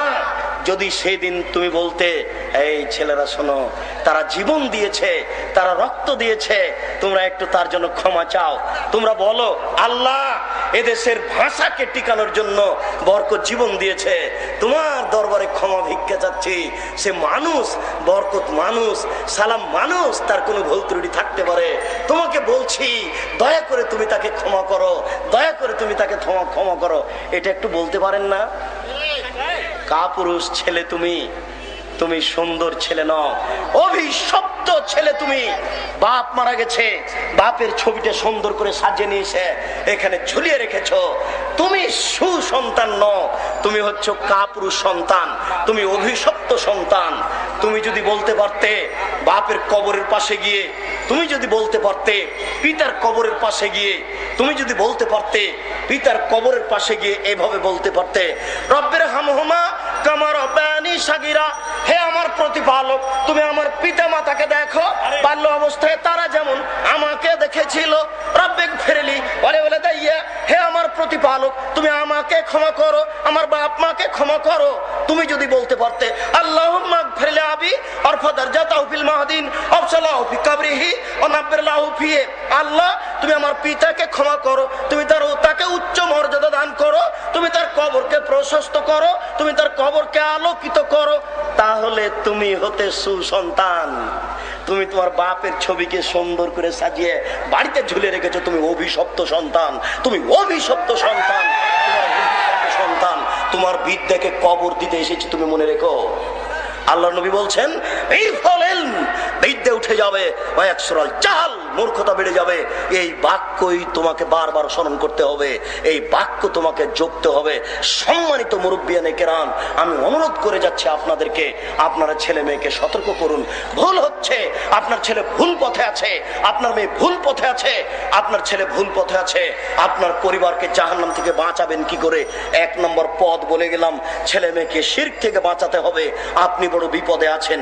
2, আপনি আপনার ছেলে মেয়েকে নামাজ পড়তে বলুন।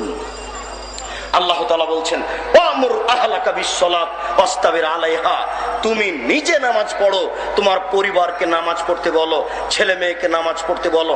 আল্লাহ রাসূল বলছেন, মুরু আওলাদাকুম বিসসালাত ওয়াহুম আবনাউ সাবঈ সিনিনা, তোমরা তোমাদের ছেলে মেয়েকে সালাত আদায় করতে বলো যখন তার বয়স 7 বছর।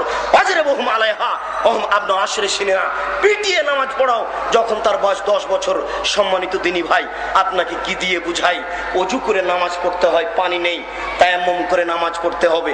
পানিও নেই, মাটিও নেই, বিনা ওযুতে বিনা তায়াম্মুমে নামাজ পড়তে হবে। পশ্চিম দিকে মুখ করে নামাজ পড়তে হয়, পশ্চিম বোঝা যায় না, বিনা পশ্চিমে নামাজ পড়তে হবে। শুনুন, দাঁড়িয়ে নামাজ পড়তে হয়, দাঁড়িয়ে থাকা যায় না। বসে থেকে নামাজ পড়তে হবে, বসে থাকা যায় না। শুয়ে থেকে নামাজ পড়তে হবে। শুনুন, পরিষ্কার কাপড়ে নামাজ পড়তে হয়, পরিষ্কার কাপড় নেই, যেই কাপড়ে পেশাব লেগে আছে, পায়খানা লেগে আছে, এই কাপড়ে নামাজ পড়তে হবে। পরিষ্কার অপরিষ্কার কোনো কাপড়ই নেই। কথার কথা হতে পারে যেমনটা ঘটছে ইরাকের মাটিতে, আফগানিস্তানের মাটিতে, সুন্দরী নারীকে ধরে নিয়ে গিয়ে 10 জন 12 জন ধর্ষণ করছে। এরপরে মার্কিন সৈন্যের সামনে তাদেরকে উলঙ্গ অবস্থায় হাঁটতে বলছে। এই মুসলিম নারী এই মার্কিন সৈন্যের সামনে উলঙ্গ অবস্থায় হাঁটছে। এই সময় নামাজের টাইম হয়ে গেছে। শুনুন, এই মুসলিম নারীকে এই নগ্ন অবস্থায় নামাজ পড়তে হবে, পড়তেই হবে। এর বিকল্প কোনো পৃথিবীতে পথই নেই। নামাজ এমন একটা ইবাদত যার বিকল্প কোনো পথ নেই। হজের বিকল্প আছে। আমি অসুস্থ, আমার ভাইকে 3 লক্ষ টাকা দিলাম, আমার ভাই হজ করে চলে আসলো, হজ আমার হয়ে গেল। হজের বিকল্প আছে, নামাজের বিকল্প নেই। রোজার বিকল্প আছে। আমি অসুস্থ, আমার ভাইকে বললাম যে আপনি গরিব মানুষ, আমার বাড়িতে সকাল সন্ধ্যা খান, সে আমার বাড়িতে সকাল সন্ধ্যা খেলো, রোজা আমার হয়ে গেল। রোজার বিকল্প আছে, হজের নামাজের বিকল্প নেই। নামাজ আপনাকেই পড়তে হবে। নামাজের উমরি কাজা চলে না, যেগুলো ছুটে গেছে তার জন্য ক্ষমা চাইতে হবে। আল্লাহ আমাকে মাফ করো, আজ থেকে আপনাকে নামাজ পড়তে হবে। নামাজই এমন একটা ইবাদত যার ব্যাপারে ইমাম আহমদ ইবনে হাম্বল রাহিমাহুল্লাহ বলেছেন, অলসতা করে কেউ যদি নামাজ ছেড়ে দেয় 1 ওয়াক্ত, তাহলে তাকে হত্যা করতে হবে। অলসতা করে যদি 1 ওয়াক্ত নামাজ ছেড়ে দেয়, তাহলে তাকে হত্যা করতে হবে। ইমাম আবু হানিফা রাহিমাহুল্লাহ সেই কালে বলেছেন, কেউ যদি অলসতা করে 1 ওয়াক্ত নামাজ ছেড়ে দেয়, তাহলে তাকে জেলখানায় বন্দি করে পিটিয়ে নামাজ পড়াতে হবে। কেউ যদি অলসতা করে 1 ওয়াক্ত নামাজ ছেড়ে দেয়, তাহলে তাকে পিটিয়ে নামাজ পড়াতে হবে। শুনুন, বর্তমানে আরবি বিদ্বানগণ বলছেন, এখন উপস্থিত আরবি বিদ্বানগণ বলছেন, স্বামী নামাজ পড়ে, স্ত্রী পড়ে না, স্ত্রী নামাজ পড়ে, স্বামী পড়ে না। তাহলে বিবাহ বিচ্ছিন্ন হয়ে গেছে, বিবাহ কেটে গেছে। চেয়ারম্যান লাগে না, মেম্বার লাগে না, খাতা কলম লাগে না, কাজী লাগে না, কিছুই লাগে না, বিবাহ এমনিতেই গেছে। দেখুন নামাজ কি জিনিস, নামাজ পড়তে হবে। শুনুন, মাওলানা আশরাফ আলী থানভী হানাফি রাহিমাহুল্লাহ খুব বড় পণ্ডিত মানুষ, একটা কথা বলে গেছেন। কথাটা ধর্মের নয়, কথাটা আপনি দলিল হিসেবে গ্রহণ করবেন না। তিনি কত গুরুত্ব দিতেন নামাজের, এই কথাটা আমি বুঝাতে গিয়ে কথাটা বলছি, আপনি কথাটাকে ভুল বুঝিয়েন না। আমি একটা দলিল পেশ করিনি, মাওলানা আশরাফ আলী থানভী রাহিমাহুল্লাহকে আমি দলিল হিসেবে পেশ করিনি, যদিচ কথাটি ঠিক হয়নি, কিন্তু তিনি বলছেন নামাজ পড়তেই হবে। এই কথা দেখাতে গিয়ে তিনি বলছেন, একজন মহিলার অর্ধেক বাচ্চা প্রসব হয়েছে, অর্ধেক বাচ্চা প্রসব হতে আছে, এই সময়তে যদি নামাজের টাইম হয়ে যায়, তাহলেও তাকে নামাজ পড়তে হবে। আমরা আপনাকে বলছি ফতোয়া এরকম নয়। একটা মহিলার বাচ্চা প্রসব হতে বসেছে, বাচ্চা প্রসবের পূর্বেই রক্ত বা সাদা কিছু দেখা যাচ্ছে, তখন তার নামাজ মাপ। প্রসব বেদনায় এসেছে, রক্ত বা সাদা কিছু দেখা যায় না, এই বেদনা অবস্থাতে নামাজ পড়তে হবে। বুঝতে পারলেন না? আবার বলছি, একটা মহিলার প্রসব বেদনা এসেছে, প্রসব বেদনার সময় রক্ত বা সাদা কিছু দেখতে পাওয়া যায়, এই সময়তে তার নামাজ মাপ। প্রসব বেদনা এসেছে, রক্ত বা সাদা কিছু দেখা যায় না, এই বেদনা অবস্থাতে তাকে নামাজ পড়তে হবে। মনে হয় কথাটা বুঝাতে পারলাম না। সম্মানিত দিনী ভাই, নামাজ এমন একটা ইবাদত, পড়তে পড়তেই হবে, এর কোনো বিকল্প নেই। নামাজ এমন একটা ইবাদত যার কর্মসূচি 8 বছর। নামাজ এমন একটা ইবাদত যার কর্মসূচি 8 বছর। আর কোনো ইবাদতের কোনো কর্মসূচি নেই। 7 বছর বয়সে ছেলেকে নামাজ পড়তে হবে, 10 বছর বয়সে পিটাতে হবে। তাহলে কয় বছর হলো এখানে? 3 বছর। পিটাবেন কতদিন? 15 বছর। তাহলে 10 থেকে ওখানে কত হলো? 5 বছর।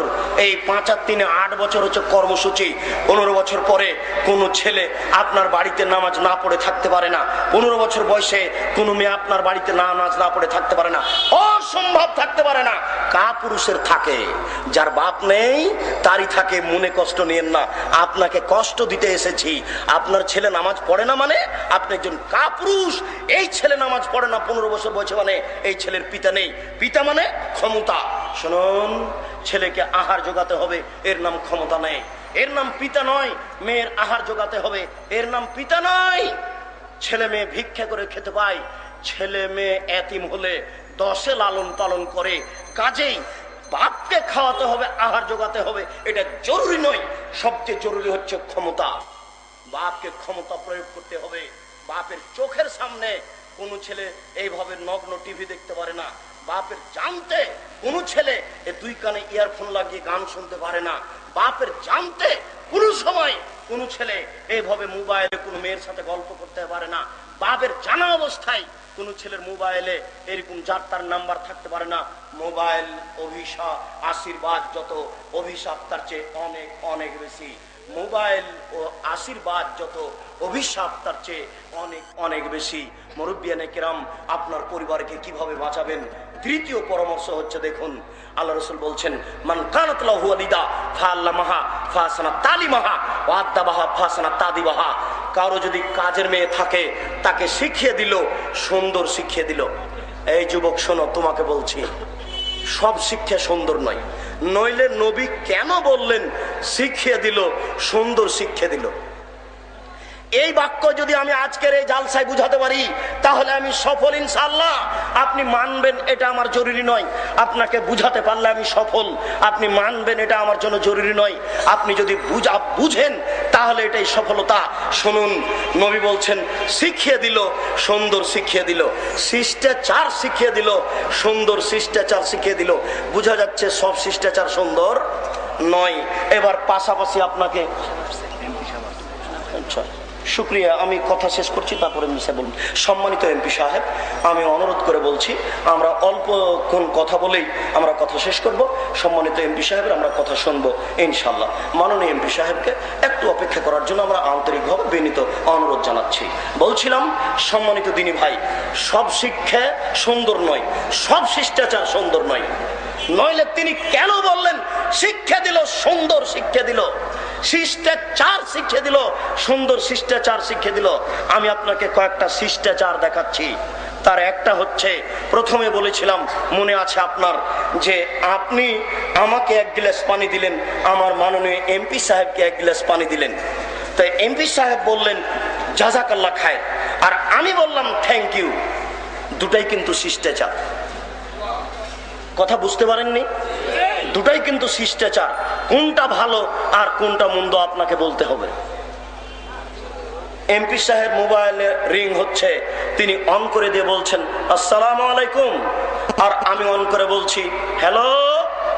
দুটাই শিষ্টাচার। কোনটা সুন্দর আপনাকে বলতে হবে। শুনুন, আমার বড় ভাই বিদায় নিচ্ছে, আমি বলছি tata bye bye, tata bye bye. আর এমপি সাহেবের বড় ভাই বিদায় নিচ্ছেন, তখন এমপি সাহেব বলছেন আস্তাগফিরুল্লাহ দীনাকা ওয়া আমানাতাকা ওয়া কিরামালিক ওয়া যাওয়াদাকাল্লাহু তাকা ওয়া গাফারা যামবাক ওয়া ইয়াসসালাকাল খায়রা হাইসুমা কুনতা। বড় ভাই, আপনার সবকিছুকে আল্লাহর নিকটে গচ্ছিত রাখলাম। আল্লাহ আপনাকে পরহেজগারিতা দান করুক, আল্লাহ আপনাকে ক্ষমা করুক। আপনি যেখানে থাকুন না কেন, আপনাকে যেন আল্লাহ হেফাজতে রাখে। দুটাই শিষ্টাচার। বলেন কোনটা সুন্দর? শুনুন, এটা স্কুল ঘর, 100 জন ছাত্রী ভিতরে আছে, বাচ্চা। আমি ঢুকছি, তখন বাচ্চারা দাঁড়িয়ে গিয়ে বলছে আসসালামু আলাইকুম। সম্মানিত এমপি সাহেব ঢুকছেন, সালাম দিয়ে ঢুকছেন, আর বাচ্চারাকে বলছে বাবা তোমরা বসে থাকো, বসে আমাকে বলো ওয়ালাইকুম আসসালাম। আমি ঢোকার সাথে ছেলেরা বাচ্চা দাঁড়িয়ে বলছে আসসালামু আলাইকুম, আর আমি বলছি ওয়ালাইকুম আসসালাম। এমপি সাহেব ঢোকার সময় বলছেন আসসালামু আলাইকুম, আর বাচ্চারা বসে বসে বলছে ওয়ালাইকুম আসসালাম। দুটাই শিষ্টাচার, আপনাকে বলতে হবে কোনটা ভালো। শুনুন, আল্লাহ নবী বলছেন শিষ্টাচার শিখিয়ে দিল, সুন্দর শিষ্টাচার শিখিয়ে দিল। বিশ্বাস করুন সব শিষ্টাচার সুন্দর নয়। যে বিদ্যা উপকার করে না সেই বিদ্যা সুন্দর নয়, যে বিদ্যা উপকার করে না সেই বিদ্যা সুন্দর নয়। এই জন্য আল্লাহর নবী বারবার বলতেন আল্লাহুম্মা ইন্নী আউযু বিকা মিন ইলমিন লা ইয়ানফা। আল্লাহ আমি ওই বিদ্যা চাই না যে বিদ্যা উপকার করে না। আল্লাহ তোমার কাছে আমি ওই বিদ্যা চাই না যে বিদ্যা উপকার করে না। এই যুবক, টাকনুর নিচে প্যান্টটা আছে, এর পরিণাম জাহান্নাম। তোমার বিদ্যা তোমার উপকার করে না। তোমার মা শোকে যে পুতুল সাজিয়ে রেখেছে, পুতুল সাজিয়ে রাখা হিন্দুদের কাজ। তোমার মায়ের বিদ্যা তোমার কোনো উপকার করে না, তোমার পরিবারে উপকার করে না। শোনো, তুমি একটা বাজারে আয়না কিনেছো, আয়না এই মাছের সাইজে গোটা একটা মাছ, আয়নাটা হচ্ছে গোটা একটা মাছ, তুমি কিনে নিয়ে যে টেবিলের উপরে রেখেছো, এই ঘরে নামাজ হবে না। তোমার বিদ্যে মাছ কিনতে বলেছে, আমি এই আয়না কিনবো না। তোমার বিদ্যা তোমার উপকার করে না, তোমার বিদ্যা তোমার উপকার করে না, তোমার বিদ্যা তোমার উপকার করে না। সব বিদ্যা সুন্দর নয়। শুনুন সম্মানিত দিনী ভাই, মুরব্বিয়ানে কেরাম, আপনার এই সাবানের গায়ে মহিলার ছবি থাকবে কেন? এই তেলের কোটাটার গায়ে মহিলার ছবি থাকবে কেন? এই খাতাটাতে এই পাখির ছবি থাকবে কেন? এই টিনটাতে গরুর ছবি থাকবে কেন? শুনুন, এই জায়নামাজে এরকম কাবা ঘর সাজানো থাকবে কেন? এই প্রত্যেকটা জিনিসের ছবি থাকবে কেন? এইভাবে ঠ্যাঙ্গামারা আশা, ব্রাকে আর ডেস্টিনি আর জিজিএন লাইফ ইন্স্যুরেন্সে এগুলো ভর্তি হবে কেন? আপনি মনে রাখবেন, পরিকল্পনা করে ইহুদি, টাকা দেয় খ্রিস্টান, মাঠ করবে মুসলমান। আজ থেকেই ফিরে আসতে হবে। পরিবর্তনের জন্য এসেছে আল্লাহ, তুমি কবুল করো। আল্লাহ তুমি কবুল করো। পরিকল্পনা করে ইহুদি, টাকা দেয় খ্রিস্টান, মাঠ করবে মুসলমান। তারই পরিকল্পনা সবকিছুতেই পাখি থাকবে। বলুন তো পাখিটা দেওয়াতে তার লাভ কি? একটা সুন্দর ফুল দিলে হতো না? এই নাপিত ঘরটাতে এতগুলো ল্যাংটা ছবি সাজিয়ে রেখেছে, কেন দুটো ফুল নাপিত রাখতে পারে না? আপনারা কেউ রুচিকর একটা মানুষ নন, তাকে একটু ধমকাতে পারে নাই, এটা কেন রেখেছো? তোমার এই কাজে বরকতি হবে না, তোমার এই ব্যবসাতে বরকতি হবে না, শেষ পর্যন্ত তোমাকে ভিক্ষা করে খেতে হবে। তুমি দুটো ফুল দিতে পারো না? সুন্দর নিদর্শন দিতে পারো না? দার্জিলিং এর ছবি দিতে পারো না? চিটাগাঙ্গের পাহাড়ের ছবি দিতে পারো না? তুমি এটা দিয়েছো কেন? আপনারা রুচিসম্মত মানুষ, জ্ঞানীগুণী মানুষ, আপনি মূল্যায়ন করুন। শুনুন, সব বিদ্যা সমান নয়। বক্তব্য গুটিয়ে নিয়ে এসে আজকের আলোচনায় শেষের দিকে এতটুক যে আল্লাহর নবী বলছেন যে এশার পরে কথা বলে যারা, তারা ঘৃণিত। এশার নামাজের পরে আল্লাহ রাসূল কথাকে ঘৃণা করতেন, এশার নামাজের পূর্বে ঘুমানোকে ঘৃণা করতেন, এশার নামাজের পূর্বে ঘুমানোকে ঘৃণা করতেন, এশার নামাজের পরে কথা বলাকে ঘৃণা করতেন। তবে তিনি আয়েশা রাদিয়াল্লাহু তাআলা আনহার সাথে কথা বলতেন, তবে তিনি উমর রাদিয়াল্লাহু তাআলা আনহুর সাথে কথা বলতেন। শুনুন, আপনারা স্বামী স্ত্রী প্রয়োজনীয় কথা এসার পরে বলেন, আপনার ছেলে মেয়ে এসার পরে পড়ুক, কিন্তু রাত 10টাতে আপনার ছেলে হোটেল থেকে আসবে, আপনি বাপ, তাকে কিছুই বলবেন না। আপনি মা, বাচ্চা আড্ডা পিটে আসবে রাত 12টার সময় বাজার থেকে, আর আপনি বলবেন আব্বু তোমার জন্য ভাত সাজিয়ে রেখেছি খাও। এই মা পরিবারকে কবর দিয়েছে, এই পিতা পরিবারকে কবর দিয়েছে। এই পরিবার কোনোদিন সুন্দর হতে পারে না। এই পিতাকে বলতে হবে, এই ছেলে শোনো, আমি তোমার পিতা বলছি, এরপরে যদি আমি তোমাকে এসার সালাতের পরে বাড়ির ভিতরে প্রবেশ করতে দেখি, তোমার চামড়া তুলে দেবো, আমি পিতা বলছি। তাহলে পরিবার কন্ট্রোল হবে। দেশের সরকার লাগবে না, আপনি সরকার। আল্লাহ রাসূল বলছেন আর রাজুলু সাইয়্যিদ, আপনি হচ্ছেন কর্তা। অল মারাতু সাইয়্যিদা, স্ত্রী হচ্ছে কর্ত্রী, স্বামী হচ্ছে কর্তা, স্ত্রী হচ্ছে কর্ত্রী। এখনো বুঝাতে পারিনি আপনাকে। নিজের যা কাজ করে যে তাকে বলে কর্মী, অপরের কাজ দেখে যে তাকে বলে কর্তা। নিজের কাজ করে যে তাকে বলে কর্মী, অপরের কাজ দেখে যে তাকে বলে কর্তা। নিজের কাজ করে যে তাকে বলে কর্মী, অপরের কাজ দেখে যে তাকে বলে কর্তা। আপনি সকাল 10টায় কলেজে গেছেন, নিজের কাজে আপনি হচ্ছেন কর্মী। আপনার মা সকালে উঠে ঘরটা ঝাড়ু দিচ্ছে, আপনার মা হচ্ছে মহিলা কর্মী। শুনুন, আপনার মা কর্ত্রী কখন? আপনার মা আগে উঠবে, তারপরে বলবে আহমদ ঘুম থেকে উঠো, অজু করো, সালাত আদায় করো। খালেদা মা উঠো, ঘুম থেকে উঠো, আজান হয়ে গেছে, সালাত আদায় করো। আপনার মা এখন মহিলা কর্মী। কথা মনে হয় আমি বুঝাতে পারছি না, মহিলা কর্ত্রী মনে হয় আমি বুঝাতে পারছি না। শুনুন, আপনার মা যখন বিছানে যাবে তখন বলবে আব্বু শোনো, যখন ঘুমাবে ডান কাতে ঘুমায়ো, দোয়া পড়ে ঘুমায়ো। আপনার মা হচ্ছে কর্ত্রী, নিজের কাজ করে যে তাকে বলে কর্মী, অপরের কাজ দেখে যে তাকে বলে কর্তা। আপনি হচ্ছেন কর্তা আর আপনার স্ত্রী হচ্ছে কর্ত্রী। আল্লাহ রাসূল বারবার বলছেন, আল্লাহ রাসূল বারবার বলছেন, আপনাকে কি দিয়ে বুঝাই? আল্লাহ রাসূল বলছেন ছেলেকে আদর করো, স্ত্রীকে আদর করো, কটু কথা বলো না। স্ত্রীকে আদর করো, কটু কথা বলো না। ছেলেকে আদর করো, কটু কথা বলো না। যেই নবী মুখ দিয়ে এই কথা বলেন সেই নবী বলছেন লাঠিটা দরজায় ঝুলিয়ে রাখিও। যেই নবী বলছেন স্ত্রীকে মারো না, আদর করো, সেই নবী বলছেন লাঠিটা দরজায় ঝুলিয়ে রাখিও। তাহলে তোমার স্ত্রী তোমার ছেলে মেয়ে বুঝবে বাবা একটু উল্টা চললে এটা হবে। আল্লাহ নবী বলছেন একই মুখে একই ব্যক্তি বলছেন ছেলেকে আদর করো, মেয়েকে আদর করো, চুমা খাও, স্ত্রীকে আদর করো, মারো না। সেই নবী সেই মুখে বলছেন লাঠি ঝুলিয়ে রাখো। তাহলে বোঝা যাচ্ছে সব সময় আদর দিয়ে কাজ হয় না, এক সময় লাঠি লাগে, পরিবারকে লাঠি লাগবে। আমরা এমপি সাহেব, মন্ত্রী সাহেব যারা আছেন তারা জানেন যে সারের ভয়ে ঘরে ঢোকা যেত না। সার একটু পড়ার 19-20 হলে পিটিয়ে ছাল তুলে দেবে। সবাই বাড়িতে পড়া রেডি করে এসেছে। এখন বলা হচ্ছে ছেলে মেয়েকে মারা যাবে না, যার জন্য ছেলে মেয়ে পড়েও না। আগে থেকে আমার বাপ মায়েরা বলতেন মায়ের বড় বিদ্যে, সেটা গতিতে হতে হবে, সেটা ভিন্ন কথা। আজকের বক্তব্যের শেষ আলোচনায় আপনার সাথে আপনার মেয়েকে নিয়ে একটি পরামর্শ, আপনার সাথে আপনার স্ত্রীকে নিয়ে একটি পরামর্শ, এই দুটি পরামর্শ পেশ করে আজকের আলোচনা এখানে শেষ করছি। আমার দিকে লক্ষ্য করুন। একজন ইহুদি আমাদের নবীর সামনে এসে বলছে আসসালামু আলাইকা, তোমার মরণ হোক। তখন আমাদের নবী বললেন ওয়ালাইকা। এই ছেলে একটু পিছন দিকে লক্ষ্য করো তো, তোমরা যারা পরিচালনা আছো কে কথা বলছে একটু খেয়াল করো, তোমরা যারা পরিচালনা আছো একটু খেয়াল করো। বলছিলাম ইহুদি বলছে এসে যে নবী আপনার মরণ হোক। এই কথা আয়েশা রাদিয়াল্লাহু তাআলা আনহা শুনেছেন, একেবারে ক্ষেপে বলছেন তোমার মরণ হোক, নবী কেন মরবে? তোমার মরণ হোক, নবী কেন মরবে? তোমার মরণ হোক। একবার আয়েশা রাদিয়াল্লাহু তাআলা আনহা ক্ষেপে গেছেন। তখন আল্লাহ রাসূল বলছেন আয়েশা আলাইকে বিরিফকে ওয়া ইয়াকুল উনফল ফওশা।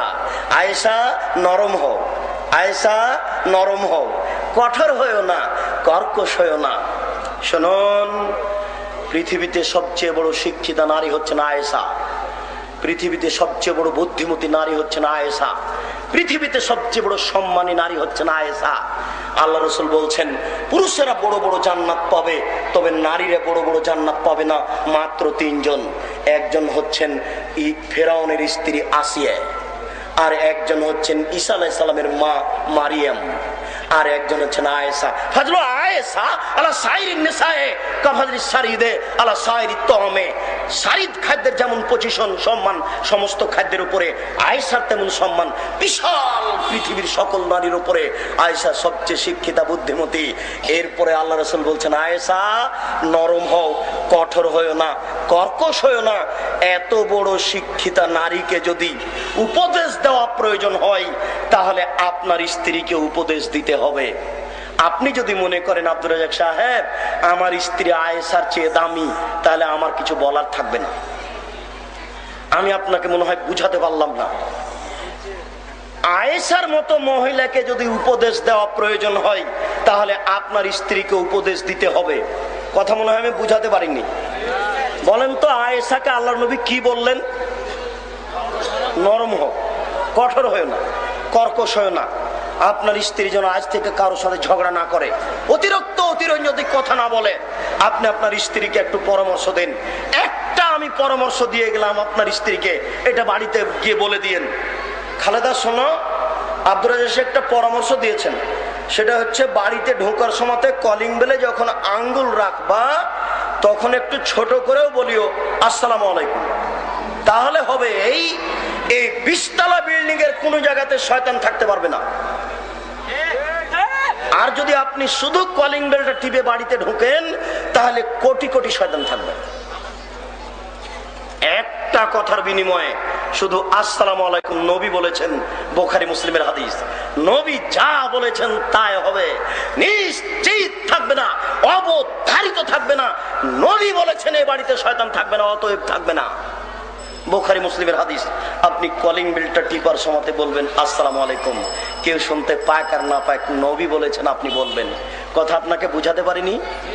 আপনার স্ত্রীকে অন্তত এই পরামর্শটা দিয়েন। আর একটা পরামর্শ আগে বলেছি, জরুরি প্রয়োজন ছাড়া বাড়ি ত্যাগ করবেন, ওটা ভুলিয়েন না, ওটা জরুরি। এবার আপনাকে নিয়ে, আপনার মেয়েকে নিয়ে একটা পরামর্শ শুনুন। আয়েশা রাদিয়াল্লাহু তাআলা আনহা বলছেন, আমরা এক সফর থেকে আসছিলাম, হঠাৎ করে আমার গলার হারটা হারিয়ে গেল, খুঁজে পাই না। কোথায় যে হারালো খুঁজে পাই না। জনগণ আটকা পড়ে গেল, প্রায় 1400 মানুষ, পানি নেই, উজু করতে পারি না, নামাজের টাইম চলে যাচ্ছে, বড় বিপদে পড়ে গেলাম। আমার গলার হার হারিয়ে গেল, খুঁজে পাই না, মানুষ সবাই আটকা পড়ে গেল, বড় বিপদে পড়ে গেলাম, পানি নেই, অজু করতে পারি না, নামাজ পড়তে পারি না। তখন জনগণ আবু বকর সিদ্দিককে বললেন, আপনি জানেন আপনার মেয়ে কি ঘটিয়েছে? আমার মেয়ে কি করেছে? কি ঘটিয়েছে? আপনার মেয়ে গলার হার হারিয়েছে, হার আমরা খুঁজে পাচ্ছি না, এখান থেকে যেতে পারছি না। এই কথা আবু বকর শোনার সাথে সাথে একবারে রাগ করে এসে মেয়ের এই কোমরের উপরে তিনি বলছেন, আয়েশা বলছেন, ফা লাকাজানি লাকজাতান শাদীদা, এত জোরে মারলেন আমার বাপ এসে আমার কোমরের উপরে। ওই সময় আমার স্বামী আমার উরু রানের উপরে মাথা দিয়ে ঘুমিয়েছিলেন। তিনি যদি ঘুমিয়ে না থাকতেন তাহলে আমি মায়ের কারণে দূরে সরে যেতাম, তিনি এত জোরে মারলেন। কথার শেষে এসে আপনাকে বলছি, বলেন তো মারলেন কে? আবু বকর সিদ্দিক রাদিয়াল্লাহু তাআলা আনহু। পৃথিবীতে সবচেয়ে বড় মানুষ হচ্ছেন আবু বকর সিদ্দিক রাদিয়াল্লাহু তাআলা আনহু, নবী রাসূল ব্যতীত। আর যিনি আয়েশার উরু রানের উপরে মাথা দিয়ে ঘুমিয়ে আছেন তিনি কে? তিনি হচ্ছেন মুহাম্মদ সাল্লাল্লাহু আলাইহি সাল্লাম। নবী রাসূল জনগণ নির্বিশেষে সবার চেয়ে দামি মানুষ হচ্ছেন মুহাম্মদ সাল্লাল্লাহু আলাইহি সাল্লাম। এবার যাকে মারলেন তিনি কে? তিনি হচ্ছেন আয়েশা রাদিয়াল্লাহু তাআলা আনহা, নারীর মধ্যে সবচেয়ে দামি নারী। এবার বুঝেন, সবচেয়ে বড় মানুষে মারলেন, সবচেয়ে বড় মানুষের সামনে মারলেন। বুঝতে পারলেন না কে মারছেন, কাকে মারছেন? সবচেয়ে বড় মহিলাকে মারলেন, দিন দুপুরে মারলেন, প্রায় 1400 মানুষের সামনে মারলেন। সবচেয়ে বড় মানুষে মারলেন, সবচেয়ে বড় মহিলাকে মারলেন, বিবাহদারী বেটিকে মারলেন, পূর্ণ যুবতী মেয়েকে মারলেন, জামাইয়ের সামনে মারলেন, দিন দুপুরে মারলেন, 1400 মানুষের সামনে মারলেন। এত বড় বাপে এত বড় বেটিকে মারলেন, ভুল কোথায় হারখান হারিয়ে গেছে তিনি খেয়াল করতে পারেননি, এই জন্য মেয়েকে মেরে দিলেন। আমার মেয়েটা ক্লাস 10-এ পড়ে, নগ্ন হয়ে ঘুরে বেড়াই, আমি তাকে ধমকও দিতে পারি না।